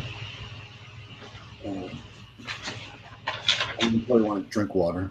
Yeah. No, I sure don't. Okay.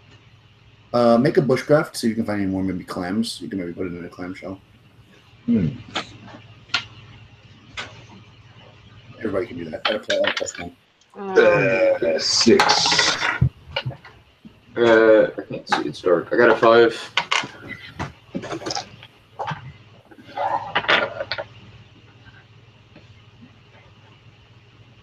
Okay. Do you have any other clever means to carry honey?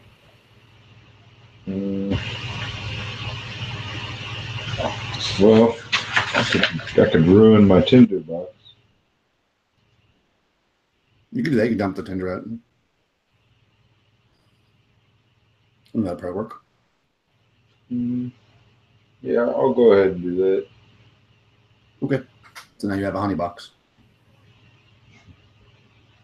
Actually, I have 2, so if either of you guys want to use my other tinder box, I'm sure we could find some more tinder if we make it, or if we ever make it to the city. Anybody want to use my other tinder box?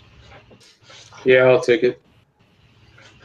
not Unless really big, right? Sable wants it. No, it's not.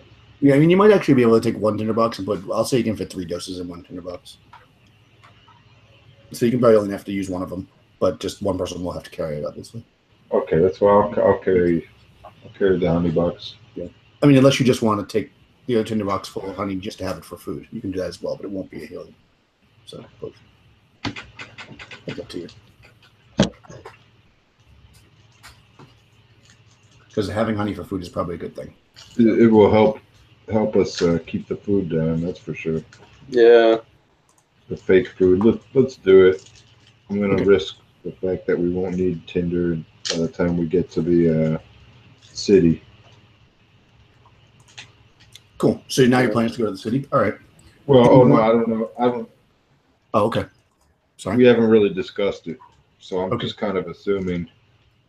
All right, so let me give you a little bit of a lay of the land before you decide. Then, if you're going to think about it, so you're basically on this like on these rocky ledges of the basically the large sea or ocean to the south of you. You see kind of off to the southeast some islands, which again you probably need a boat to get to, but there's definitely islands out there. I mean, they're not like miles. Well, actually, they are miles away, but they're close enough that you can see them. But if you were to continue to the west, you'd come into like an opening, like a bay. And on the other side of that is where you essentially came in from the demon dropped you off somewhere on the other side of that, because you actually encountered this bay. Well, that was where you found that wall you had to climb over. That was on the other side of the bay. So you're somewhat close to the village now, but you're on the other side of like a bay, so you could probably clearly see anybody coming for you because there's water between you and them. You could head up the river, which would be the fastest route, but again puts you close to the village, which is north, basically directly north, or you could go like, let's say, northeast to go further away from them, which is the way you just came, and then head up the other coastline to the city if you want, if that's where you're going. I mean, it's up to you where you want to go. You could also just take the river north and see where it leads past if you don't want to go to the city.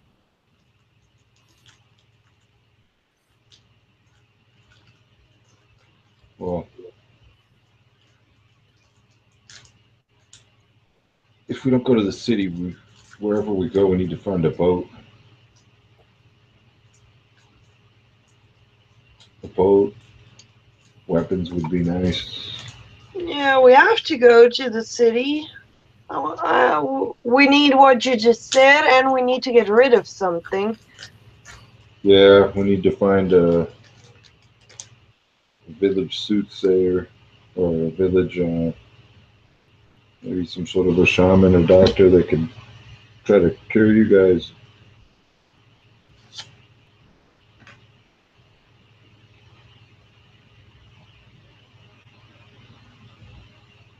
Okay.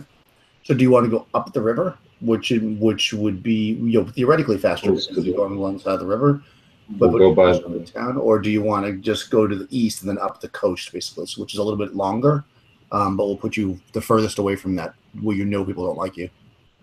I'm just trying to gauge what our chances would be of running into somebody. How close exactly will we be to the village? A couple miles. Well, remember, you'd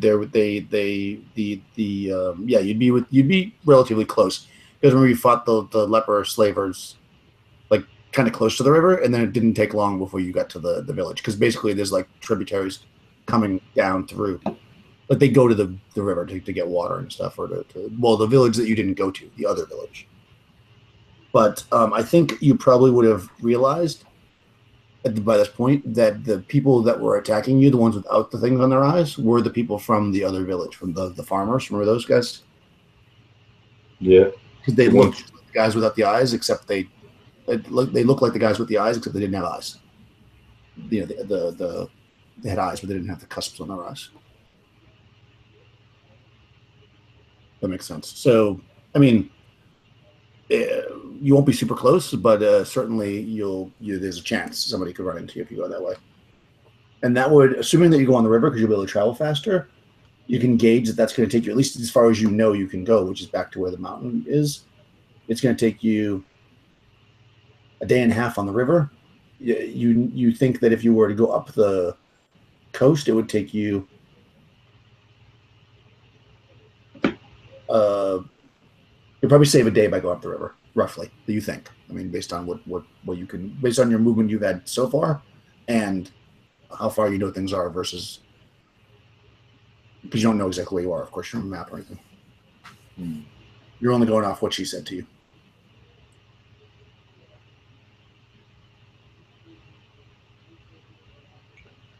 Let's steer clear of the village. Okay, so you're going to head up the coast. So why don't we take a moment then, like maybe a little 5-minute break? Yep. Right back. And then we'll see how you get to the village and the city, rather. Cool.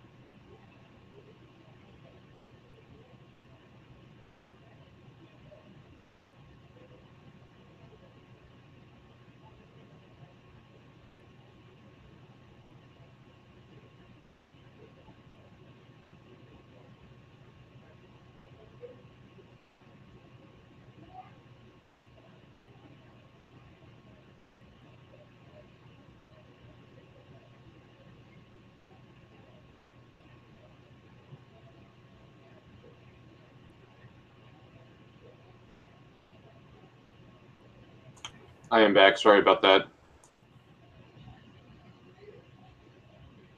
No problem. We'll take a little break. Okay, cool. So I had to use the restroom really bad. Too much afternoon coffee. Yeah, I think that we're going to head towards the city now. Okay, good. That's my understanding. Should be very interesting.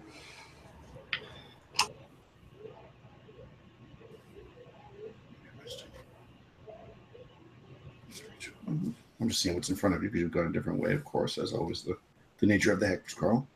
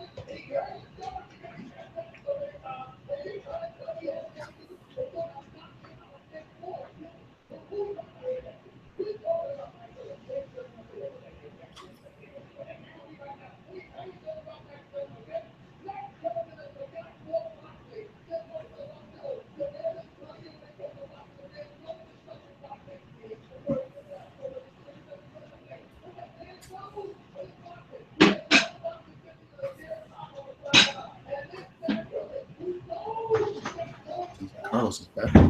You back, Mike?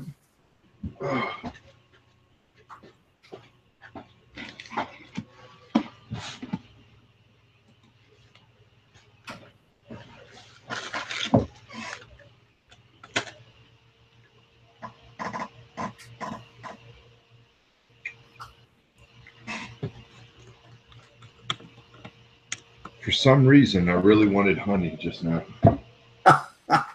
So It was I a got lot some. of eating. Huh? Oh yeah. I'm back. Nice. Extra points for that. Mm-hmm. We won. Cool. So, is the specialist back? Sabil? Sabil? Mhm. Sabil. Sabil. Sabil. The way Sabil. It's helping me say Sabil, even though it's spelled B-I-L. I'm imagining it B-E-L. So now I'll say your name right. All right, so we're back. And I think your plan was to head in the direction of the coast, so basically away from the village. Is that the plan, or are you going to go towards the village? Oh. I think we should avoid the village at all costs. But even so, if we went semi-close to the village, what are we going to encounter? One or two people at the most? We could probably take them on.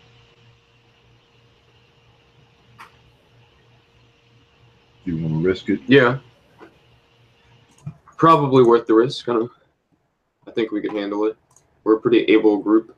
I don't know whether these worms in our guts would allow it, but in my mind, I was thinking, let's regain health, possibly find new weapons, and go get our old weapons back. That may not happen. Yeah, you sense that the fricks in your stomach doesn't really care about your weapons.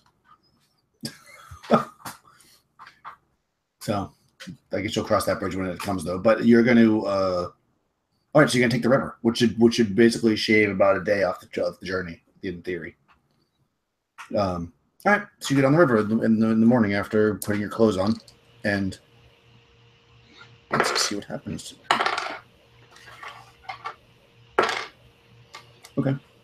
So you're able to travel up the river, and you go past the original spot where you kind of forded it and saw the workers in the field and stuff, and you don't really see anybody. You just happen to pass maybe during a good time of day where there's nobody there, maybe they're having lunch or something. And you zoom right up the river. You pass by the area where the dog hand, the ass hand dog was. And again, you don't see anything. Maybe you still skirted a little bit just to be safe, but nothing really bothers you. You're kind of actually making really good time. And okay. And as you're coming through, like you stop. Maybe you eat the last of your well, not the last, but the last of your honey that you're going to use for food on some rocks, and you eat that. Still saving one dose for tomorrow morning, I guess. And something happens, but I lost my sheet. There we go. 7. Location. So you stumble upon something as you pass a little bit further up the river. Maybe it's when you go off to the side to avoid the ass hand person, or dog rather. You actually find. Oh, nice.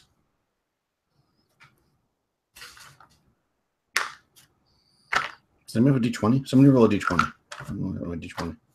I'm on it. What is that? A 12? Well, Damn, I got a natural 20. oh wow. Whichever one's better, that's the correct one. No, the first one.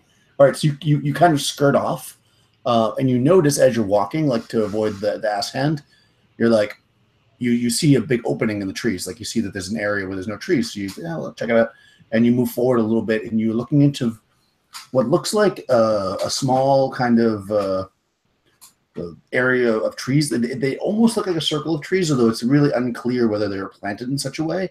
And laying in the center of this thing, it's about a 30-foot clearing, is a corpse. You can see that it's partially rotted. It's about 15 foot tall, humanoid, with large wings.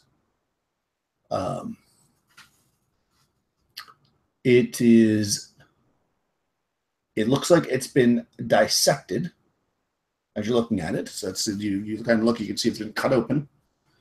And all of the internal organs have been removed and stacked around near the bodies. And you start to look around, like, and out through the woods as it goes away from this area, not where you came from because it was very close to the river. All the undergrowth seems to be dead. So like you think you could actually make great time because you're not going to have to cut through anything. Like everything's just dead except for the trees in this area for at least a few miles. If you're Oh my God. walk through the area. Oh. That doesn't sound good to me. From where we are, can we tell if this is the demon? Shit. I mean, not that it really matters. I take a plant, a living one, There we go. and I rip it out of the ground. Okay. And then I throw it into the clearing. Okay. So you do that, and within a few seconds, it like kind of like shrivels up. And I just turn around, well then, and walk the path we were, well, yeah. Wow, that was amazing. Can't go that way. It's not. Okay, Fuck cool. you, Island. Fuck you. She's just cursing. Okay, so you're heading in the direction you came. So now that's basically the last thing you see that day that of any interest, really. So you're able to kind of make a camp if you want to roll bushcraft to see if you get a decent camp and a rock seed. Ugh, Got a 5. No. We got a 1. Okay, so rocks it is. So rocks and laying on. Let me see. Hold on. My dice was cocked, sorry. Oh, I had 3. Doesn't matter. There is one more like bit of honey left that you can have in the morning, but that Mardigan has to have if you want to get game back to hit points. So he won't be able to share it with you guys. You guys are gonna have to eat rocks while he eats honey. Oh gosh. So yeah, so you're able to invest. Let's see if anything happens overnight.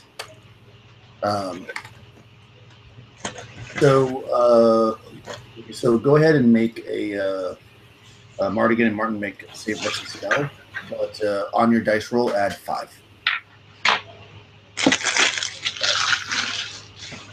Save versus spells again, you said? Yeah. Oh, Jesus Christ. Yeah, I got a 9. With the 5, I got an 8. Yeah, 9 was with the 5 for me. So you guys do your normal kind of shifts again, and once again you wake up in the morning, probably like maybe like 30 or 40 feet from camp, completely naked, and Seville's totally fine. Seville is totally, she's dressed, she's laying next to your piles of clothes and stuff. Interesting. Mm-hmm. I look at Mardigan, and I'm just confused. I have a face like I just woke up and I'm just, what is going on, man? So you once again back. You're not below con, right? So you get all your, everybody gets all their hit points back. Okay, cool. But actually, you could share that honey if you want, because it's not going to be useful. It's not going to make a difference for me. It's not going to make it. It's just going to be food. Yeah. So yeah, you definitely can do that.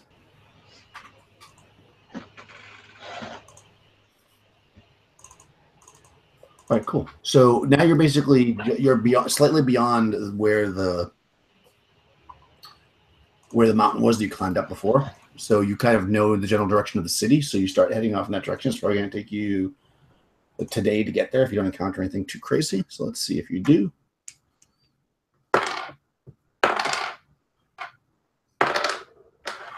Okay.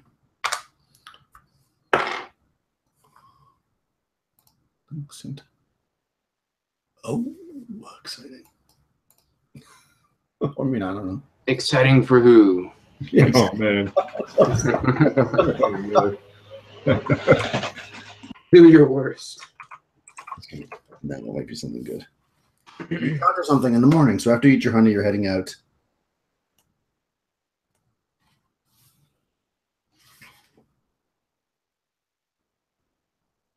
Oh, interesting.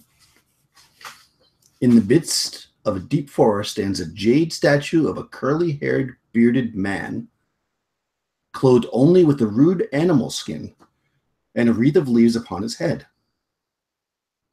So he's actually a statue, right? A jade statue, but he has a wreath of actual leaves on his head, and he's wearing an animal skin. So the statue is wearing an animal skin, I should say. It's not carved, it's wearing.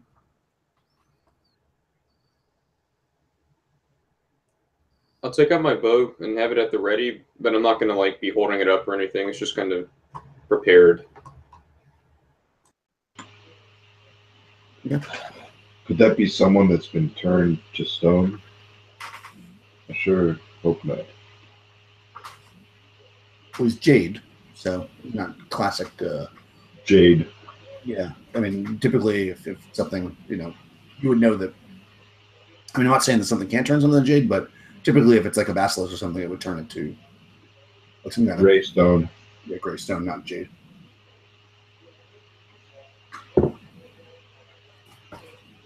This is like it's actually, I mean, jade is actually quite valuable, but you looking at the thing, you would probably never be able to move it.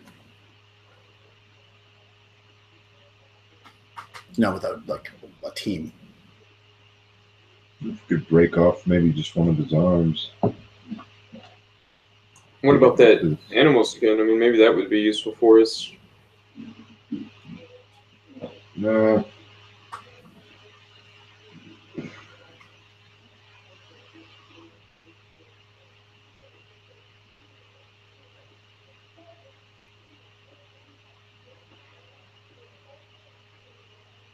You think? I think with everything we've seen so far on this island, we should approach this statue with much caution. Hell yeah. With extreme caution, I'll say. Okay. Yeah, it's in the midst of the forest. It's not even in a clearing. You're just kind of like walking through the forest, and you see the statue. Do you want to take the fur, Martin? I kind of do want to take the fur there, Mardigan. Maybe use a stick. Yeah, I'll use like the end of my bow and kind of try to take the animal skin off the statue. Okay, so you want to strip the statue. Yeah. You guys also want to strip the statue? I just wait behind. I have a bad feeling about this. Okay. How about Mardigan? Are you taking part in the stripping?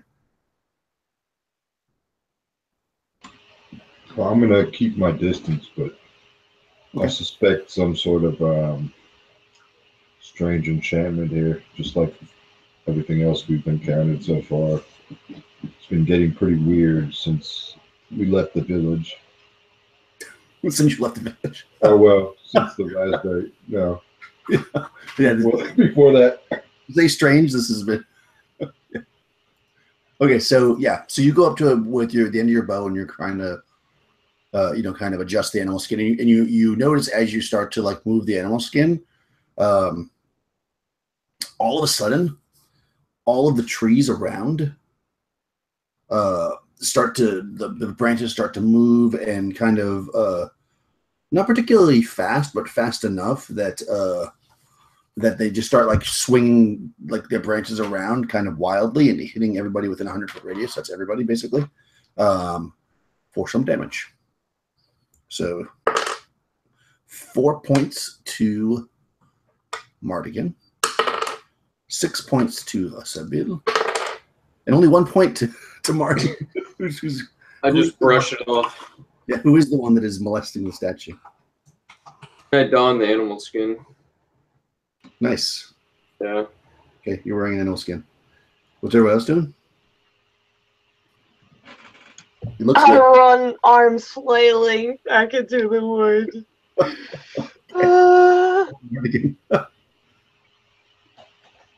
I'm gonna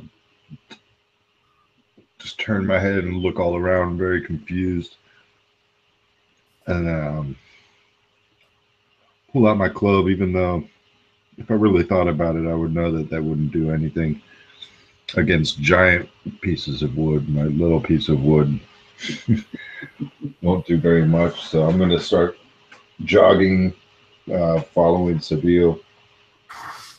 Okay. At full speed, just kind of jogging, still looking back at the trees. Yeah, and you're not encumbered or anything, so you can move pretty quickly. I think you guys basically have nothing else with you for a round. I think it'll probably take you 2 rounds to get away. Let's get 100 foot out. So it's gonna hit you once more before you're out. What do you want to do, Martin? Yeah, I'm gonna jog after him as well. Cool. So you were a little bit further away. So let me actually check the movement so I know exactly what it is. Well, actually, it's on the character record, right? What's your move for during combat, the round? Should be on the character record here. I don't even have that written down. I did like just a text document. Oh, you did? Okay, all right. Because on the actual sheet, it's on there. Yeah, I can pull it up. Let me see. Give me 1 second. I got it right here. Okay, let's see. Combat. Unencumbered, 40 feet. So it's going to take you running 120 feet. So you can actually get out in 1 round. Everybody can get out in 1 round, actually. So Martin will get hit. Well, I'm sorry, Martin will get hit 1 more time because you're the only one within for only 1 more point again. So even though you molested the statue, you took the least damage. The trees do follow. They just once you're out of the kind of 100-foot radius of the statue, they stop swinging their arms. Nice. So you now have this animal fur, which is kind of nice actually. And the statue is naked. Yeah, just figured maybe it might help with locals or something. I don't know if they see me wearing it. Maybe. Classy. Help me blend in something. I don't know. Okay, cool. We'll see. Yeah, so you do that, and you guys hike through the rest of the day with no problems. And as it's getting close to the end of the day, you actually see in the distance a small-ish walled city that you could probably get to tonight.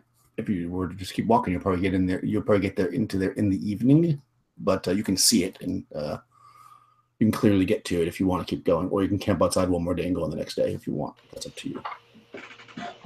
Looks like we made it. I'm guessing you probably want to stay in the tavern or something, but because you do have 2 lepers. I don't care. No. Yeah, I'm going to suggest to Sabine and Martin that we somehow fashion some sort of a hood or any way that we could cover their sores. So we're going to get singled out if a couple lepers walk into the city. Okay. Do you want to try to go in at night then, so it'll be darker, or do you want to wait till the morning? I'll vote for night, and I mean, I would make sure my animal skin is covering, as many sores as possible, as well as my cloak. I assume I have. Yeah, exactly. Okay. Yeah, so you guys pull your cloaks up, and you enter into this. It's a walled city. You can see that it's not tremendously huge, but it's definitely a city versus like a little village or something. Right away, like the gates aren't closed when you get there. But you can see that they can close the gates, and there's a couple of guards on there, dressed in like a heavy armor with like a pike or whatever, guarding the gate. But you walk through, they don't bother you. You see kind of merchants in the street selling stuff on carts. You see kind of this main road that comes down with some taverns and hotels and stuff, and you can see that the main street goes kind of towards a very large building, which you can imagine is probably like where the government is or something, or the church, something like that. And that's kind of what you see in front of you. And you see that, up further, there's houses and stuff. So any particular place you want to go in the city? I want to look for, me personally, I am going to ask what everybody wants to do, but me personally, I want to go find a blacksmith somewhere, maybe just weapons, somebody selling some weapons. Yeah, I could use a sword myself. I whispered to them, "How do we pay?" Oh, come on, we'll figure that out. You gotta be able to work out something. Yeah. This place is taking enough from us, you know what I mean? So we can take something from them. If it comes down to it. I shrug. To me, that sounds totally reasonable. Oh yeah, true, you are a specialist. This island owes us. Lucas, you're looking for a blacksmith. All right. Yeah. So you kind of you walk down the main street, and again, it's mostly taverns and stuff. But maybe you cut off to where you see is more like a commercial area where they do workers and stuff and smiths. And of course, that area is now for the most part closed down because it's nighttime. So, but you certainly see blacksmiths, and typically in a city like this, you've got the shop, and then above it you have apartments. So you're kind of you kind of find the blacksmith and you see that it's all closed and up and everything, but you look above on the floors above and you see that it's got some lights up there. So you probably could theoretically bother them at night if you want, but they're not open.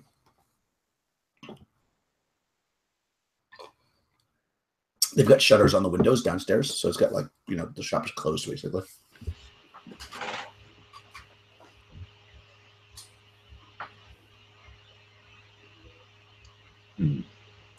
Couldn't be more okay,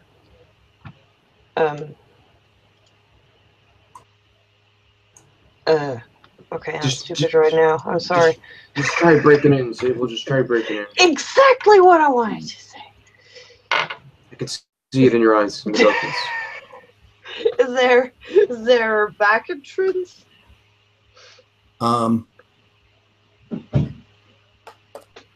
Yeah, there's actually the building. This is on a corner, so you've got the shop, and there's an alleyway that goes between it and another building. So you could go kind of behind it by going into the alley. Okay, so I tell you, you stay close in front, and if you hear anything from inside, you make a little bit of noise here on the outside. Okay? Okay, you got you. You know what I'm talking about, right? Just covering me if I make noise inside, yeah? Yeah, we got you covered. Are you sure? Just get on with it already. Okay. Of course we got you covered. So I go to the back entrance and I do my thing. Is the door open? Yes, so no, you head to the back of the building and you see a set of stairs going up that looks like it goes to the second floor. Doesn't seem to be an entrance to the first floor here, but there is an entrance to the apartments. Yeah, that's fine. Yeah, I walk up there. Okay. Door open? No. Damn. I make it open. You definitely hear people inside, of course, because it's a or whatever, because it's the apartment. Oh. Yeah, so you've got these apartments above it, like on the second floor. The ground floor, well, the first floor. The ground floor is the shop, but above it is where they live, and that's where you are now. If you go up those stairs. Oh, for fuck's sake! Okay, I come back to the front, and I smile as if this is totally planned, and I position them in front of the entrance, and I give them my wineskin, so they look like just hanging out here, blocking the entrance, and I tell them, okay, so make yourself wide. Show more muscle than you have. Hello? I kind of tilt my shoulders back and suck in. Good. And I try then to mimic them, yeah. then I go to the entrance and I very, very unsuspiciously try to open the door. Okay. So you notice when you get up to it, there's not a lock on it. Well, that's dumb. I try to open the door. So you pull. It's barred from the inside. What the hell is this now? I can't deal with this shit right now. Start mumbling. Okay. Is there a window? Yeah, the windows are shuttered. You probably could try to slip open the latch or something. Yeah, let's do that.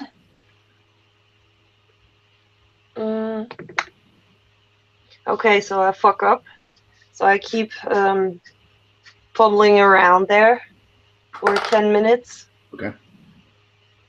And then I try again. Okay.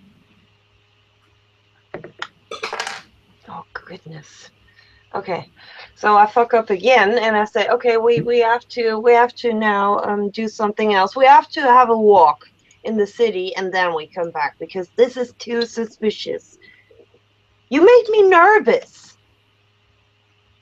No, I'm just looking, my eyes going back and forth, not moving my head, but just moving my eyes towards Sabille and then to Martin, and I'm like, Yeah, I just kind of put my head down and turn away. Come on, let's walk around. We'll come back in an hour. okay. Now, from what we've traversed so far in the city, was there anything that looked like it might have been docks or anything like that, or not yet? No, you haven't gotten to them yet, but you probably could head in the direction where you think they'd be, because you are near the shore. And actually, the way the city is built as you head in that direction is it's on top of a cliff, and there's docks below. So there's like a pretty elaborate pulley system of basically elevators, essentially, where they raise and lower crates or whatever they might do down to the docks that are about 150 feet below. And of course, they're not functioning right now because it's nighttime and nobody's working.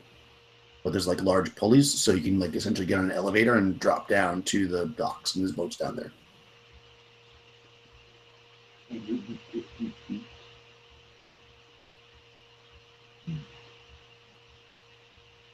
I mean, you probably could try to climb down, I suppose, if you wanted to. But if you wait till the morning, you could try taking the elevator.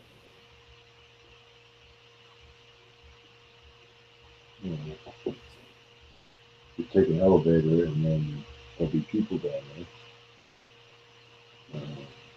Well, yeah, certainly if you take the elevator, there'll be a lot of people around. If you're trying to sneak down there, you're going to have to climb. Or you can try to run the elevator yourself, but that might be tricky with only 3 of you. Oh, let's wait for this until we did our shopping. Yeah, I guess so. Okay. All right, so you wait an hour. You do a little more research. Is there anything else you want to look at before in the course of the hour, or that's what you're doing? You're going to the docks and you kind of scoping that out. Yeah. Yeah. Okay, you do notice that you walk past that center of town while you're doing that, and there is definitely a large, what could almost be called a castle. It's like a mansion, but it's kind of the way it's built is kind of out of stone, and it's pretty elaborate. In the center, which you figure is probably where the ruler or whatever of the town lives, and off to one side of it is a what seems to be like a religious building. It's like a domed round building. And again, nobody's really like around doing stuff because it seems it's nighttime, so people aren't really. There's guards, but they're not doing anything. You do see the occasional guard patrol that walks around, so you kind of know there are guard patrols, but there doesn't seem to be a lot of them. It's typically four guys in heavy armor, like plate armor, that looks incredibly decorative. That are carrying like pikes. So, anyways, you circle back to the blacksmith, and now all the lights are out on the second floor. So they probably went to bed.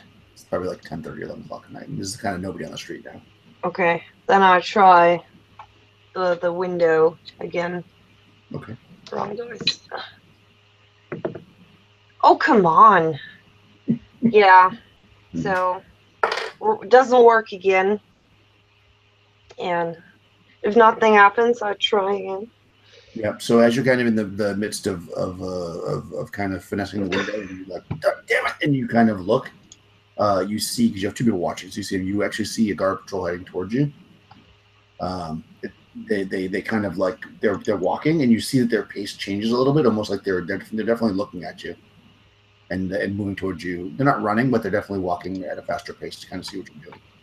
I turn around and smile at them. Okay. Good no. What is it? Night. Good.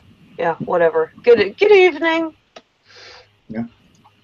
So they stop, the four of them, and one of them steps forward, who's got like the most like over the top decorative armor, and he says, "Good evening," and he's kind of trying to look under your hood or whatever. He says, "It's awful late to be out in the streets." Yeah, that's true. But we're working on that. Where do you live? I point upstairs. You live with John? Just right now. We're here for a visit. Oh. A visit? I didn't know John had any family outside of the... Not family, friends. Oh.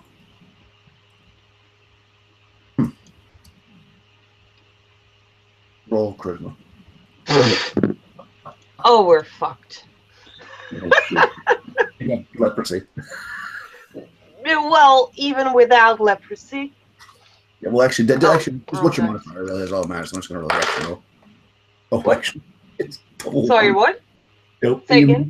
No, it's because it's to give whether or not you were going to get a bonus on the reaction. Oh, okay. But Yeah. it doesn't matter. I rolled double ones, so Oh. immediately lower their pikes at you, and one of the guys that's in the back flips up his little mask, and he says, and it's actually a woman, and she says, "That's funny. I'm Jane, John's wife. I didn't know you were staying with us." And they've leveled their pikes at you, four of them, in armor. This is great. Great job. How could I know? You guys... Oh my God, you have the worst luck. Okay. So, hold on. They're holding.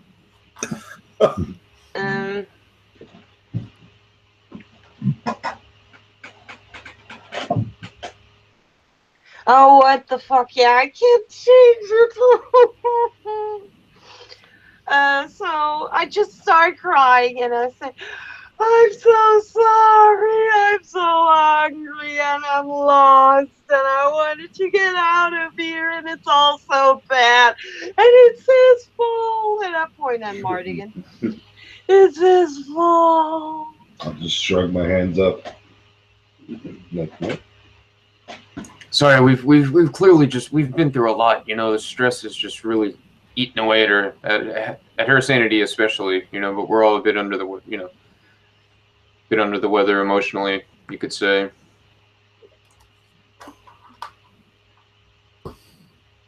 Okay, so she says she steps back because she's obviously not really heard the thing, but she just pointed out that she knew that she was Jane the blacksmith's wife.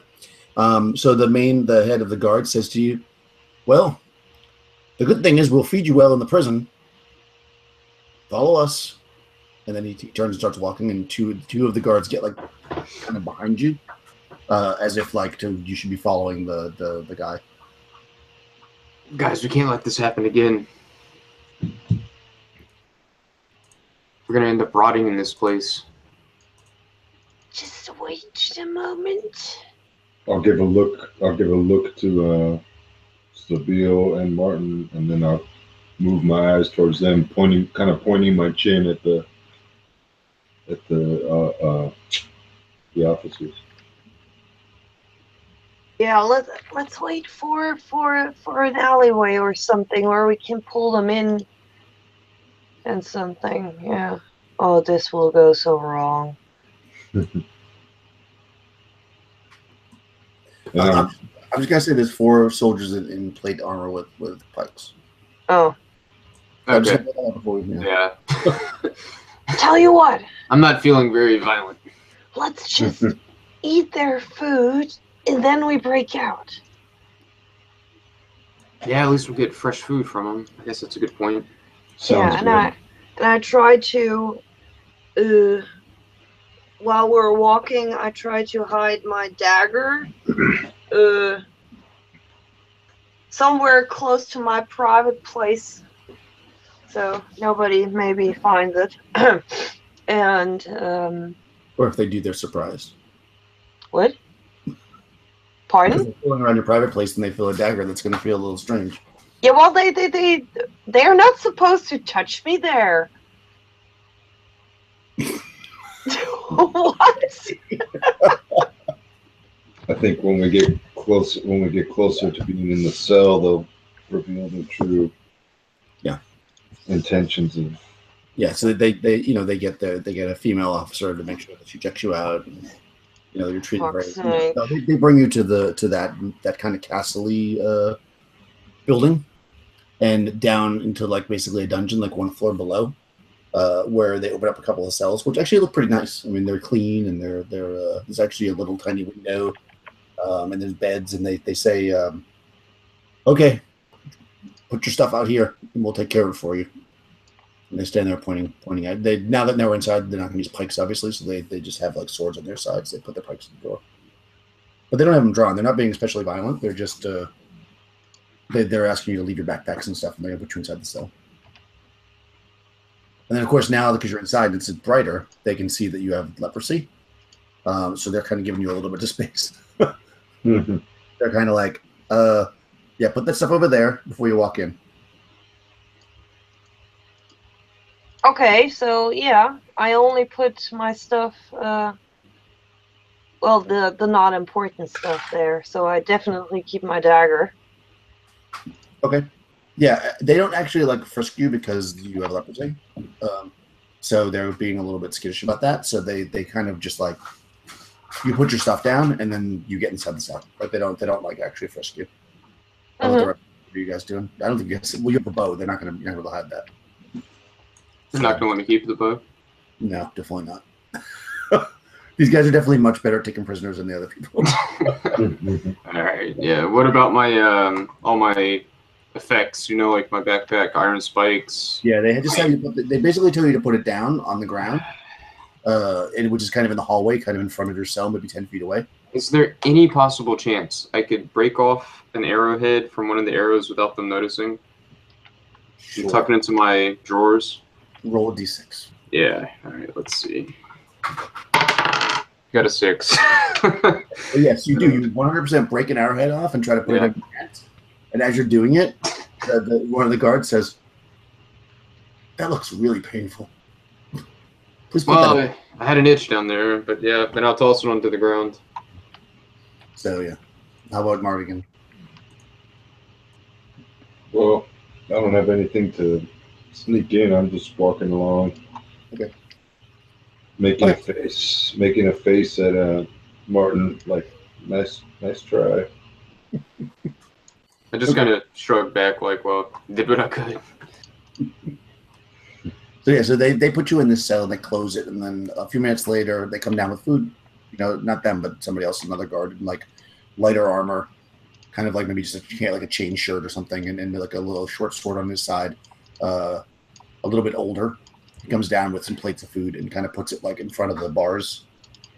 You know, you can reach through and get it basically, and then in some tankards of water.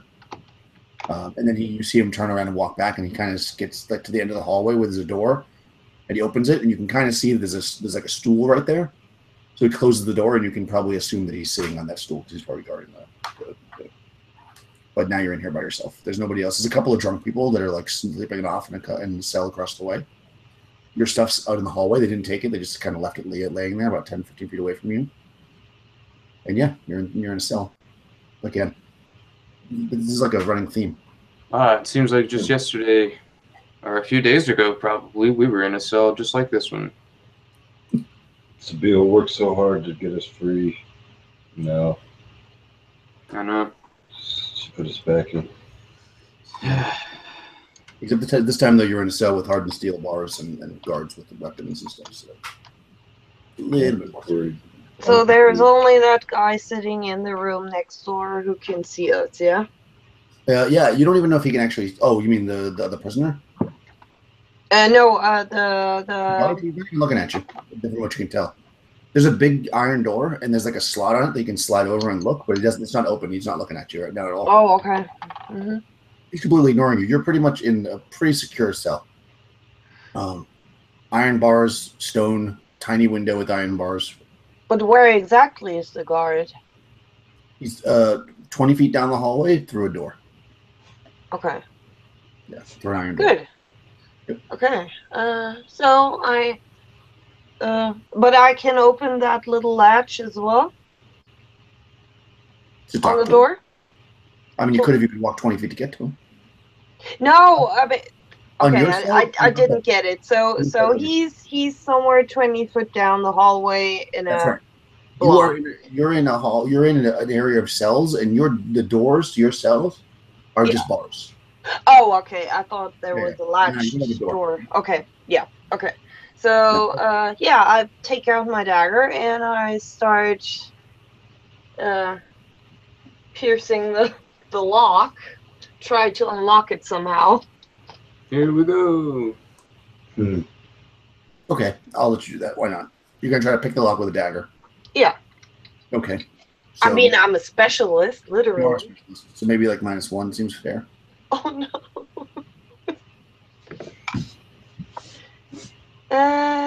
Well, you mean +1 then, right? So yeah.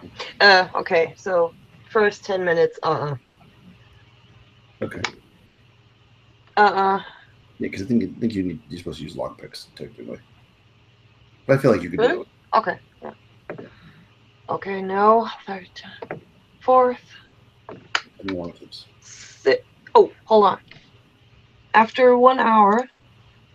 I get it. After 1 hour.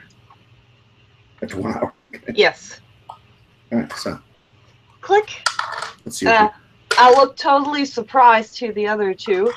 Like, oops, that was almost an accident. Yeah, so it takes you a while, but you actually during that time period, he actually does come in and check on you, but you probably just stop. Yeah. 20 minutes. But then during the time period where you actually get through the lock, he doesn't open the door to check. So you unlock it. Mm-hmm. It's probably like maybe 2 o'clock in the morning right now, and you haven't seen this guy in about 30 minutes or so. You know where he is. I mean, he's on the other side of the door because he slides the little. Yeah. As well, but okay. Again, there's a few other drunk people in here. Your equipment's in the hallway, so you can easily just pick it up. It's right there. Okay, so So just I cover say to the others, let's get our stuff, hide it here under the. Are there beds or something? yeah, Probably, right? there's like piles of hay. You probably just Hide it under the bunks, and then we call now for the guy, and then we can just take him down. Huh? Why don't we try to take him hostage? Yeah, that's exactly what we're doing. But I would love to get him on his own and not with 5 friends. So Good we're point. just calling him now. Well, we got to be fast. Just do something. What do you think, Mardigan?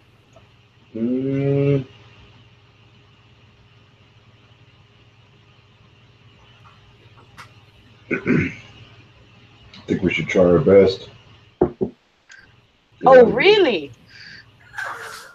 I wanted to give only half of it. Well, But now that you say it, that's I'm why gonna we're step on here. her. makes I'm gonna- sense. I'm That's why gonna we're here, isn't I'm gonna kick her in the shin. it? Agree with him. This is why we're here. Okay. Sabine. Yeah. Okay. Okay, so you're gonna call. So you're calling for the guard with the intention of what? Like knocking him over the head or something?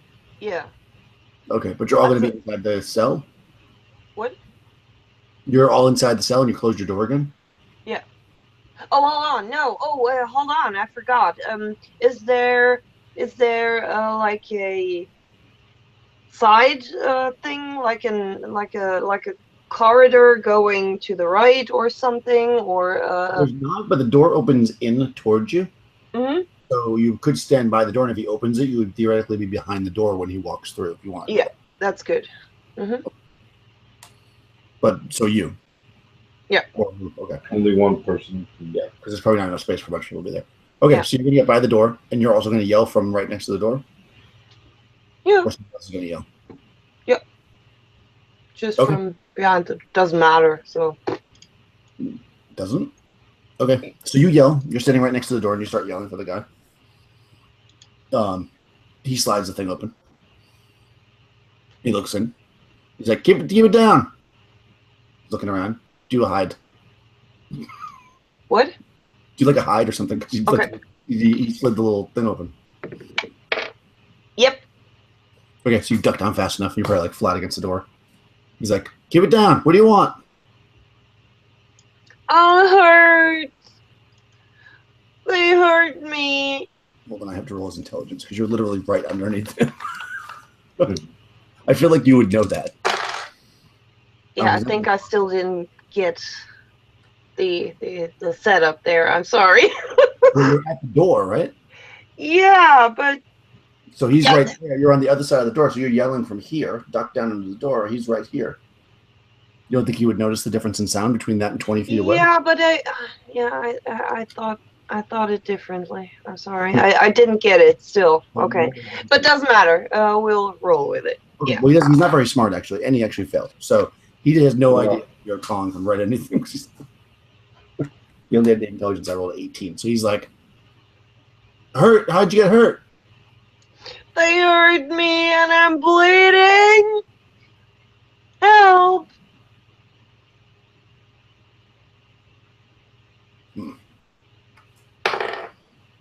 Okay. So he goes,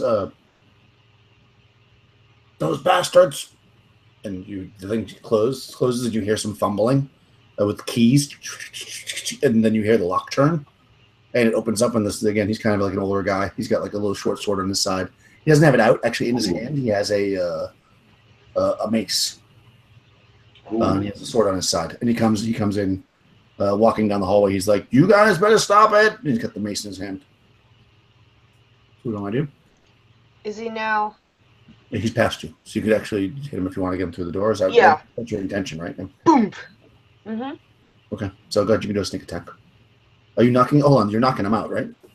Oh, well, I try to, yeah. I don't want to actually kill him or something. Oh. I think we realized last time that there's not actually a thing for this. So I'm just going to do it like other editions, which is half damage. 2, so 12, but he probably has You got a chain shirt, yeah. yeah, but not on his head. He doesn't have a helmet on, so your 12 is fine. okay, because I mean, you're I'm hitting attacking the from the back anyway, right? So I think in this particular case, because you got the time to actually hit him in the head, I'm just going to say that it's 12 because yeah. And damage what? Oh, what is my damage, by the way? yeah. What are you using, a dagger? Just roll the d4 like you're hitting him with the. Okay. Yeah, I would use it with the wrong side, with the handle. So Yeah. it's like a mini club. Yeah, so it's like a club. You can just do a d4. D4. 1 damage. 2 damage. All right, that doesn't quite take. He stumbles. He's actually still like surprisingly. Get him! I only gave him a d4 hit points and he rolled a 4. So yeah, he's like he's a little stunned because he doesn't know what the hell's going on. But you do that, and let's roll initiative now to see what happens for the rest of this combat. So 2. you only got a 1. So unless you guys completely lose it, 2. it's not much better. Yeah, it's first. It's still better, yeah. What about the other guys? Are they gonna do something? Are you guys just gonna stay in the cell for now? Yeah, I'm kind of enjoying watching this. Okay, go ahead. You get another whack. Although now it's not sneak attack. Hold on. Did you do your sneak attack multiple damage? Yeah, I have 2 dice, but I only rolled a 1 twice, so yeah. What could possibly go wrong? But you get another attack. Go ahead, but it won't get sneak attack. Just a regular attack. Yeah. Turns around basically. Ooh, okay. Hit. And come on. Whew, 2 damage. Nice, that's enough. So he spins around with the mace like this, and you whack him with the hilt of the thing, and he falls back down. And the door kind of closes behind him, I should say, but he has the keys. Yeah. And I turn to the others, spreading my arms like, what the fuck? You could have helped. And then I rush over to him and get the keys. Yep. So he has a set of keys. He has a short sword on his really a scabbard on his belt. It looks like he probably hasn't used it in a long time. And a mace. He's wearing a chain shirt. And I rush to the other cells. How many prisoners are there? There's probably like there's a total of 6 other people in here, but they look like they're all unconscious. They're all sleeping. I mean, you went. I open all the cells. Okay. And I Oh, interesting. yeah, I don't shout, but I try to wake them up with, I don't know. Come on, wake up! You're free. Yeah, so like 5 of the 6 people look like they were like drunks, and they kind of like look at you, and like one of them like even throws up, and they kind of like blurry eyed like this. But one guy like immediately jumps up, and he's got like a look of kind of a more of a adventuring type guy, and he jumps right up, and he's like, "Ah, let's go!" And then he looks for something like a weapon or something to grab, and when he doesn't see anything, he actually pulls a boot off one of the drunk people and takes it as a weapon. Crafty guy. Yeah. Come on, let's go. And How can we trust this guy? Yeah, I don't care. And I just let him go first, though, if he would go first. Well, he does. Yeah, if you open the door, he basically, I mean, he's being like somewhat stealthy. He kind of comes out. He's looking around, and you actually see on the wall where the guard was sitting. There's a little stool there. There's actually 2 more weapons. They have flails in this. I guess everything. There's a spear, we'll say, and also there's 2 spears. There's 2 spears on the wall. There's 2 spears. There's a shield. There's the space where the mace was, and then of course he has a sword in his belt. This guy grabs a spear immediately, and then starts moving forward. Did you take the mace, Sabir? It There's a mace, there's a short sword that you can take. There's also one more spear now and a shield. And he's wearing a chain shirt if you want to take time to take it off of him. That'll be the equivalent of like leather armor, but it's just a shirt. It's not a full chain. I'll take the spear. I take. Oh, did you want that? Although no, I give you. I give Martin the mace, and because I'm not the fighter type, so yeah, and I keep the dagger for now, and one of you can take the spear as well. I'll take the short sword. Okay. Somebody take the short sword? No. No. Martin has a mace. Okay, and he takes a spear. And he starts moving up the corridor. He's kind of looking back to see where you are, but he kind of, you get the sense he knows where he's going. Like he's probably been here before. And he moves forward down this corridor and then up a set of stairs. And you're kind of remembering kind of how you came in. He turns, he looks towards basically where the entrance is, where you came from, and he actually goes the other direction. So it's like a T. And the entrance where you would leave basically is this way. He goes that way. And you see where the direction he's heading is a set of stairs. Where are you going? He doesn't turn around. He just keeps going. Hey. He goes, shh. And he keeps going. Do we want to follow this guy? Well, he would know where to go, huh? Yeah, I kind of think he's full of shit. Oh! These guys were all drunks. He could be, if he leads us further into this prison, this dungeon. It looks like he's going upstairs. In this like castle / mansion. But you know that if you make a left, that's the front door. Which probably has a couple guards on it, but there's definitely a door in that direction. Son of a bitch. Should one of us maybe go and see what the hell this guy's up to? Ah. Do you guys want me to follow him? Wait for me here. Yeah. Yeah, I suppose so. Okay, Okay, so you're just gonna follow him. Well, I think I'm just gonna go after him and try to figure out where he's going. Okay, what's the rest of you guys doing?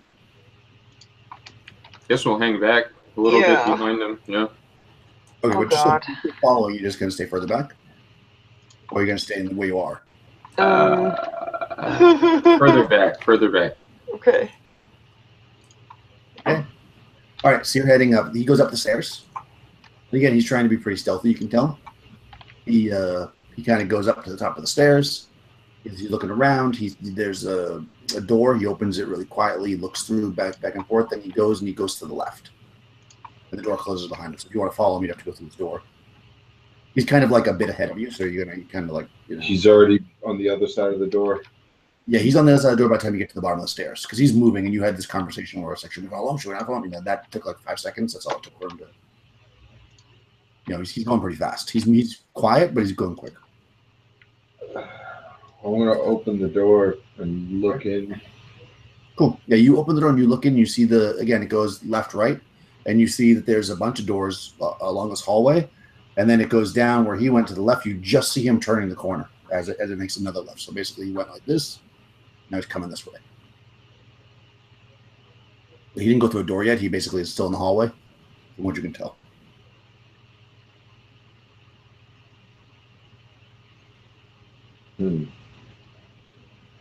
Well, it's either head on in or say, fuck this guy. I'm going to turn around. I don't want to keep following this guy deeper and deeper inside, so I'm going to just close the door and head back to Sabine and Martin and tell them, I don't know what this guy was doing. Haven't we? I mean, we came inside here, right? Would we know in which direction the exit is? Yeah, if you from where you're standing when you came out of the stairways into the dungeon, if you made a left, which is the opposite direction you went, that will bring you to the front. Okay. Basically, a short hallway, then it opens into a bigger hallway that then leads to the gates. Yeah, let's do this. Cool. All right, so you move forward. I'm assuming being as stealthy as possible. And when you pop into that main hallway, I mean, again, it's nighttime, and you actually see there's 2 guards guarding the gate. They're in plate armor with pikes.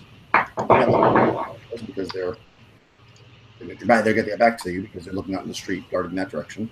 Gate means just an exit door to the street. Yeah. To the street. Okay. It is closed, but you don't know if it's locked or not from this distance.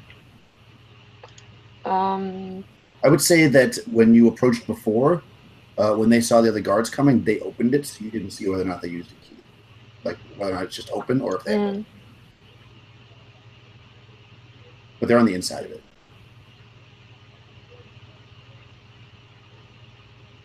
Oh no. I'll look to the others. Do we just take them out?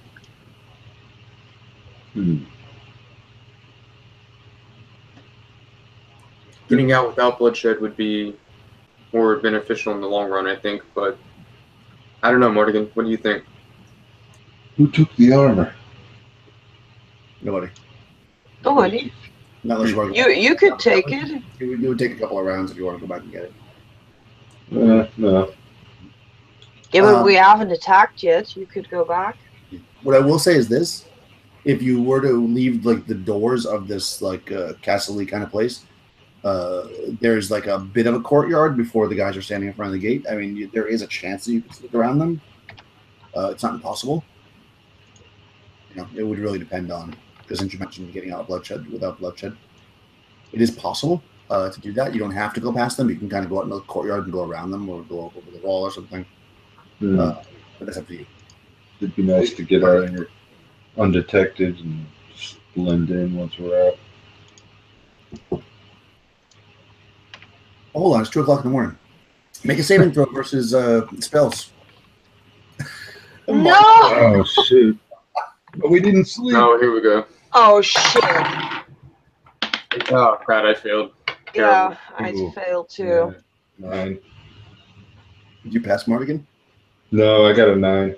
Okay, so Sibyl, you're standing there and you're like, should we try to sneak out? And all of a sudden, your 2 companions start to like, and they turn into crabs.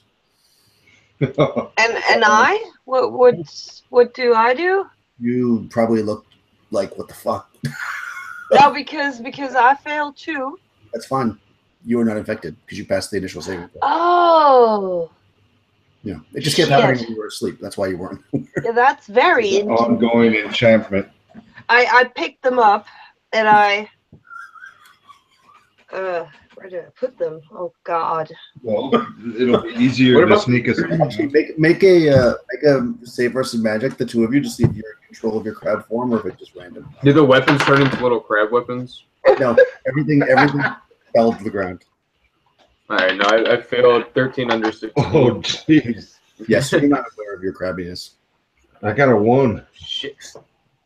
Okay, so you can if you get in the combat with it, you can still control yourself as crabs, but basically you're not going to remember any of this.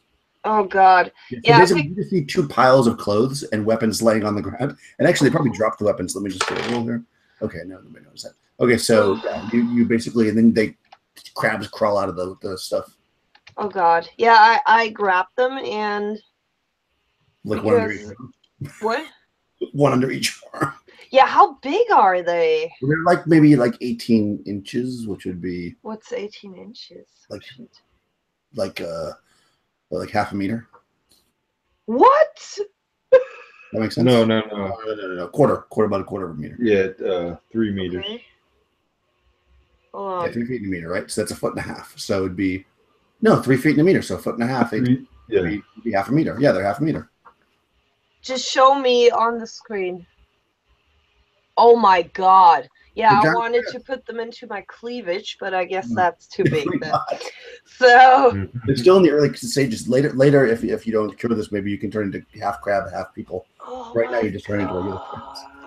Are they getting Maybe big? Are we easier. getting bigger each Yes, time? they're getting bigger early, but Okay, I thought so. Yeah, because I thought last time they were smaller. I was like, what the they're fuck? getting bigger.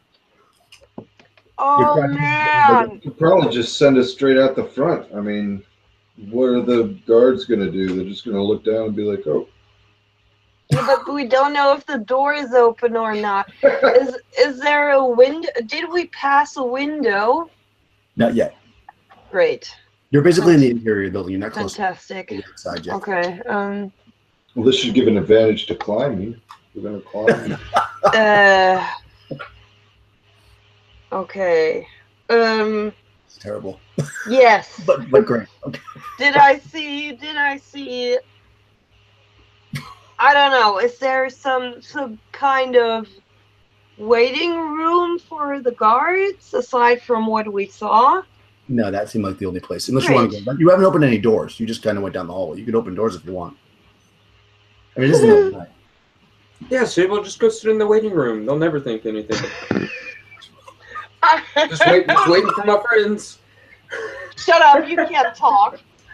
And I'd be clicking. Oh wait, I don't know. I'm a crab. Never mind. I turn around and I look. So?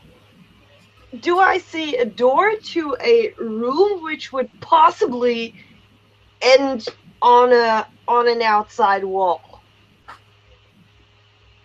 Yes. Good. I go there. Yeah, you can do that. Okay. So and yeah. I listen. Okay. Roll a. I guess did I do listen? There's not a listen. A what? There's not a listen skill, right? It's just one or two. No, not really. Okay. A 4. Yeah, you don't hear anything. Mm-hmm. I open the door sneakily. Okay. Yeah, you crack the door open and you look in and it's not lit and you see that it's like a storage room. A what? A storage room. Okay, and, good. It looks like there's some more like some tables in here with some paperwork and there's some like a couple of suits of armor. Is there? Yeah, I don't another, care for armor now. Yeah. A window. Carlos! What spell was that? Carlos, meet yourself. You think that you would have to go through and there's another door directly across from you? And that door you think might lead towards a window. Okay. Yeah, I listen there as well. Oh, do I see bags in this storage? Or I'll say there's some boxes. I don't need a box. Oh. Okay, yeah, I take the box and I put the crabs in there. You put the crabs in a box? Yes. Oh God. Yep. Yeah. Okay, so you got the box of crabs. Snapping at the You open up the door. You look in, and you see this one looks like more of like an office, like a nicer office. There's a big desk in there. There's some there's a really nice set of armor on the side, like never used, probably like fancy armor. There's like a huge sword hanging on the wall. There's like I said, there's a desk, and there are a couple of windows here, although they do have bars on them. Okay. Yeah. Great. This is probably the room with the captain of the guard. And actually, as you're kind of looking around this room, you hear an alarm sound. You imagine it's an alarm because it's a bell. Ding, ding, da, ding, da, ding, da, ding.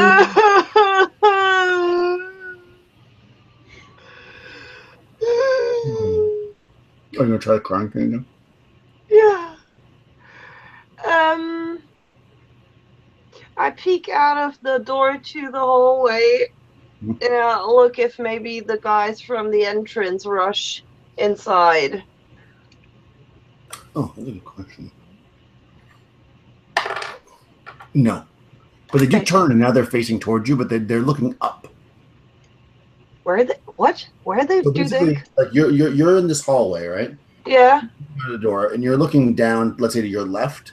There's probably like another 100 foot of hallway or so, and then there's a big set of doors which are open, and there's a bit of a courtyard, and then there's the guards in front of this gate. Yeah. they're turned around, but they're not looking towards you. They're looking up like this, like at the second floor. Okay. Yeah, so they don't see you at all. They're looking in your direction, but not at you because they're looking up. Huh. But like you're kind of looking and contemplating with your box of crabs, and all of a sudden you see fall. Basically, you're assuming from the second floor, in front of those big doors that you're facing. They're 100 feet down the hallway. You see what you imagine is the guy who broke out with you. He falls and splats in the courtyard. What an idiot. Okay. Did the guys move? Yeah, they move forward to look at him. Do they have their backs to me? No, they're facing you. Great. Yeah, because they're moving toward the building. But I mean, they're not looking at you, but they're in your direction. They're going like this with the pikes.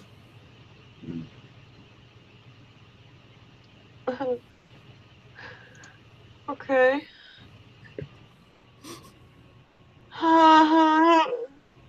Yeah. So I wait in there and I just peek out and wait what they're doing. Maybe they go away again or... Okay, so you're waiting in there and you hear basically from the second floor footsteps.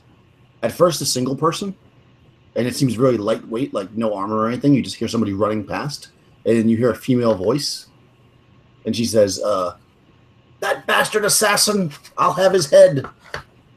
And she runs past the door, and then like within a few seconds, you hear some armored footsteps running behind, basically. So you assume that these people are running towards the body that just fell from the second floor, and then there's some commotion out there where they're all looking at the body. I peek out again. I wait for an opportunity, basically where they have their backs to me and where I can just rush out of the entrance.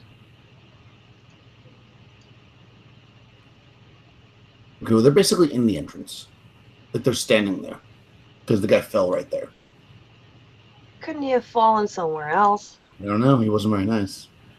Well, what you do see, though, is you see now about 6 guards in heavy armor and big weapons, including the 2 that were already there, are all flanked around this guy. And you see what appears to be a young woman. She has like a nightgown on, and she's holding in her hand a sword, like a normal sword, and it's bloody. But she doesn't, she's like barefoot, and she's just like standing there, looking over the body, and she's talking to the guards. Mm-hmm. And actually, you see on her that she's got like her nightgown has some blood on it. You can't tell if it's because she was stabbed or because it's the guy's blood. But okay. Yeah, let's wait. Okay. Some more. Oh God. How long do you want to wait? I don't know. Until I can get out of here. Okay. So hold on. Yeah. I mean, you wait for a while. I mean, eventually she ends up, more people come down. Somebody who looks more like maybe is the captain of the guard, like whose office you're basically in, comes down and like starts talking to her, maybe calming her down and stuff. And then eventually they go past you. And roll a d6. 4. Okay, so you don't pick up much, but you pick up that he keeps calling her princess. And she is a little freaked out. This guy basically was trying to kill her. Mm-hmm. Yeah. And he's basically going back up and taking her upstairs back to her room. And he's going to have he's going to personally guard her and blah, blah, blah. And I guess if you wait long enough, eventually by maybe 2 hours, it takes a while for everything to get organized. So it's probably you're thinking they're never going to leave. Eventually it goes back to just the 2 guards in the front, but now there's 4 of them. Because they doubled up their guard because of the... Okay, I'll start crying again. Oh, God. Nobody's come to look at the prison. Nobody's come to look at this room. I mean, basically, they're just guards out there. But it's about 4 o'clock in the morning now. And you're sitting in this room.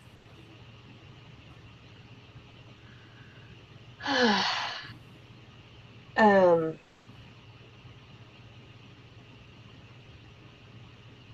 Okay, they can't have everywhere bars in front of the window, so I sneak back and I follow basically the way the guide wanted to go, upstairs somewhere or something. Okay, so you're sneaking, carrying this box of crabs. Yeah. So you're, walking along. You open that door, and there's nobody really in the hallways or anything. I mean, you feel like you waited long enough that like things settled down. If people were up, they probably went back to bed. So you make a left, you make another left, you head down, and you see basically when you turn that second left, or you go to turn, you look, and you see that captain of the guard and two regular soldiers standing in the hallway in front of what is a very, very big, nice door. Like a double door that's gilded and everything else. So you can probably assume that that's the room of the woman that you saw, and they are guarding it. You see a lot of other doors, but that's where he probably was going. Okay. So I can't. Am I in a room now, or am I in a hallway? No, you're looking down the hallway. Yeah, I would say that as soon as you saw them, you'd probably stop. You wouldn't run down where. But is there a door I can open without them seeing me? Yeah, if you do it from around the corner, sure. Yeah. Okay. Yeah, then I try. Well, I want to try a door where I think it would go to the outside, Okay, sure. So you open Again, looking for a window. Okay, so you open up, you crack open a door, and you put the box of crabs down. You crack open a door and you look in and you see what seems to be maybe like a ladies in waiting kind of room. Like it's obviously a woman's dressing room, but not of like a noble. And there's two beds in here. Both of them are occupied by women who appear to be sleeping, and there is a window. And it doesn't seem to be bars. Thank God. Okay. So I leave the crabs for a moment out there because I don't want them to make noise. And then I open the window. Okay. As sneakily as possible. Okay. But the window goes not into the courtyard or something, right? It goes into a courtyard that circles around the whole building. Oh. So if you went straight down, you'd still be like in the courtyard. I mean, you probably could. I mean, it's not very wide here. It's maybe like 15 feet wide, and there's a wall that's it's almost directly across. You probably could, if you had, I don't know what you have, but if you had like a grappling hook or something, you probably could throw it across and like make like a rope. Yeah, I have a grappling hook. Yeah, because it's almost, the wall's almost level with you, and it's not super. Okay, good. Throw it over if you want to try that. Mm-hmm. Make an attack roll, and if you fail, then there's a chance they might wake up. So make like a missile attack roll with a with the AC of let's say. Ooh, 18. All right, so no problem. You throw it over there, boxed in. Maybe tie up something in the room. Yeah, I go back, get the crab box. Yeah, I don't know how you're gonna get the crabs across. Tell me how you're gonna do it. You definitely can climb like across by yourself, but the crabs are. Okay, I get there's probably a stack of linen or something, right? Okay. Or like extra dresses or something. Yeah. You take so I take a dress outside of the room, then I put the crabs into the dress and I make a knot. And then I bind that contraption around myself. And then I get the heck out of here. Okay. I will say that just make a dex check to make sure you don't fall off the rope. Mm-hmm. But you probably should. Otherwise, you're good to go. Oh, God. Yeah, that didn't go well. Failed by 6. Oh my God. Okay, so you're climbing and it's heavy. You got the crabs and everything else. Not only do you have leprosy, you're also the crabs. And you can't quite hold on. So I'll give you. You can either drop the crabs or fall. Or what? Or fall. No. It's up to you. Only 10 foot or whatever, 15 foot long. It'll be 2d6 damage for falling. But am I behind the house? If you drop either way, if you fall, you're going to be inside the courtyard. If you drop the crabs, yeah, but I'm not in front of where the guards see me, right? They won't see you. Definitely not. Okay, so I drop the crabs, but I drop myself then. I just don't want to drop with them because then I might fall on them. Okay, so you drop the crabs, so they take Yes. Yes. Oh. Oh, wow, that's not bad. 5 points of damage to each of the crabs. Oops. And Yeah. then you just drop yourself down, I guess, as the... Yeah, and then I pick them up again. You're on the ground. There's like a 20-foot tall wall in front of you. So now you're in like a path that goes around the building. So it's about maybe 15, 20 feet wide. Oh god. The wall's 20 feet tall. You've got the window you just came out of. You can go around the building, but obviously you know the guards are in the front. Yeah. And you walked around the whole town earlier, so you know that there's not a back gate. Like not one that's like easily accessible. It's yeah. Like I tried to climb the wall. Okay, you should go do that. Oh man. I'm a thing. Oh Jesus. 6. Okay, so you're not able to climb it first, but nobody really notices you yet. Oh god, this will go. You're earning the second level, this extra level. Wow. Okay, failed again. Oh Jesus. Okay, nobody notices you. Okay, yeah, I have to go on. It doesn't help. Oh god, failed. Jesus. Okay, nope, still nobody notices you. Failed.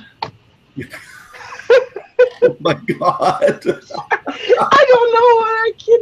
You've been 45 minutes trying to climb the wall with the crabs. Oh my god. Oh, come on. Oh no, almost failed. Really? Yes. Okay. Now, because you waited 2 hours now. Okay, good. Okay. Keep going. No. Really? What'd you climb? 1. Oh, jeez. You don't have rope anymore because it's up on the wall. I don't have rope anymore. It's hanging on the window. Oh my god. Okay, and nobody bothered. And so far, you've been spending almost an hour trying to climb this wall, and you can't do it.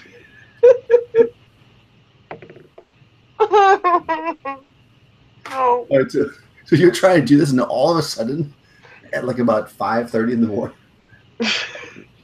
inside the box, all of a sudden the box like breaks open, and your 2 friends naked on top of each other in the box. I just look at you guys, and I'm so furious.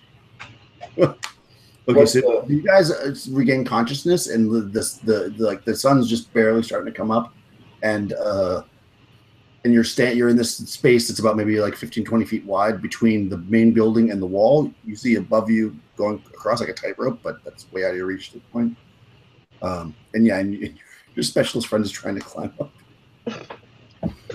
Before they can even speak, I say, help me over the wall, and I help you, and we have to get out of here now.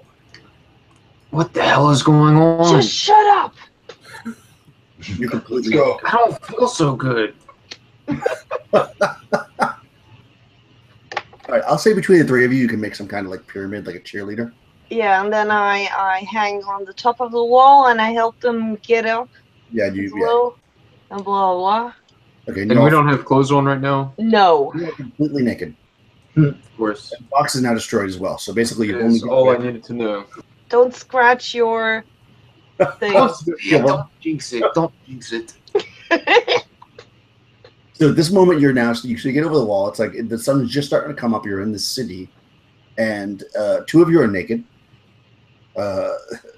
Sabine, it has her stuff, although no longer her rope or grappling hook, just the dagger, I guess. And no, you didn't take another weapon, so that's what you got. And you're standing just outside this like castle area. What would you like to do? Businesses are starting to open up. Well, at least if they catch us. What's that? At least if they see us, they'll be confused at first. We'll shock them that they've seen. Well, yeah, and one of you is covered in leprosy sores. Yes, I mean, there's not too many people out right now, but you know that pretty soon that you're going to start seeing the merchants and stuff starting to set up shops. Is there an alleyway? And sometimes people hang their clothes to dry between houses. I'll look. Sure. Yeah, you move away from this and into the more of a residential area. Yeah, and I get a dress for the one and another dress for the other one, and then I was going to say, you only find women's clothes. So yeah, you're able to find some basic peasant clothing that you can pull down and steal. That should be easy enough to do. Oh my goodness. So yeah, so now you're dressed again. The sun's up. It's like 6:30 in the morning. You're feeling a little crabby. Yeah, let's just go into the woods for a moment and just sleep. I'm done for today. I'm absolutely done. So you want to leave the town and go into the wilderness? Yes. Please. Fuck this place.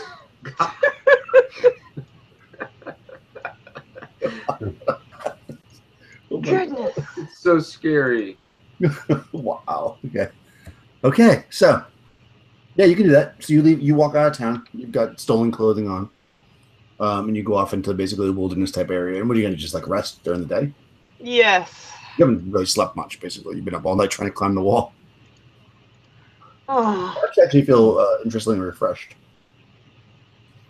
You little fuckers. Yeah, you can take care of food and all the stuff. Yeah, they can basically find camp while you rest.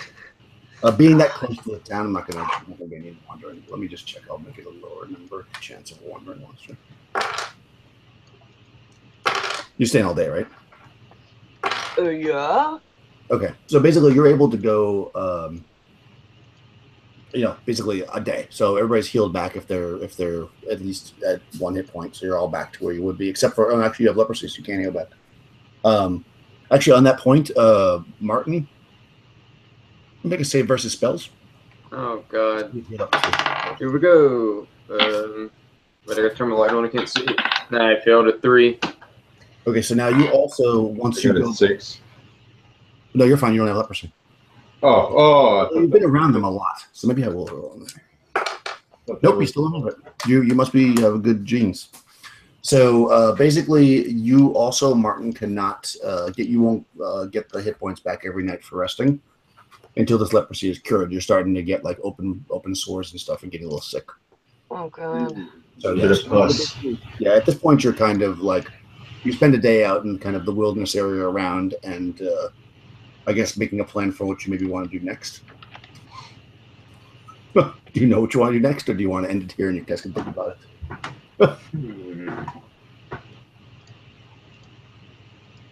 I have no idea what to do next. Well, I have a feeling it will be a little bit better the next time we try. Because we level up. Yes, we will level up. Yeah, so we can do that if you want. If you want to, we'll end it there. That way you guys can kind of formulate a plan. You're kind of in a relatively safe, we'll physically find like a little cave, maybe like a 20-minute walk from town, where there's some berry bushes and stuff, and you're able to find a little bit of food. I'll give you a little something out for you. So you're able to kind of recuperate a little bit. But I guess you got to figure out how you're going to get rid of this leprosy and move forward. So I'll end the broadcast there.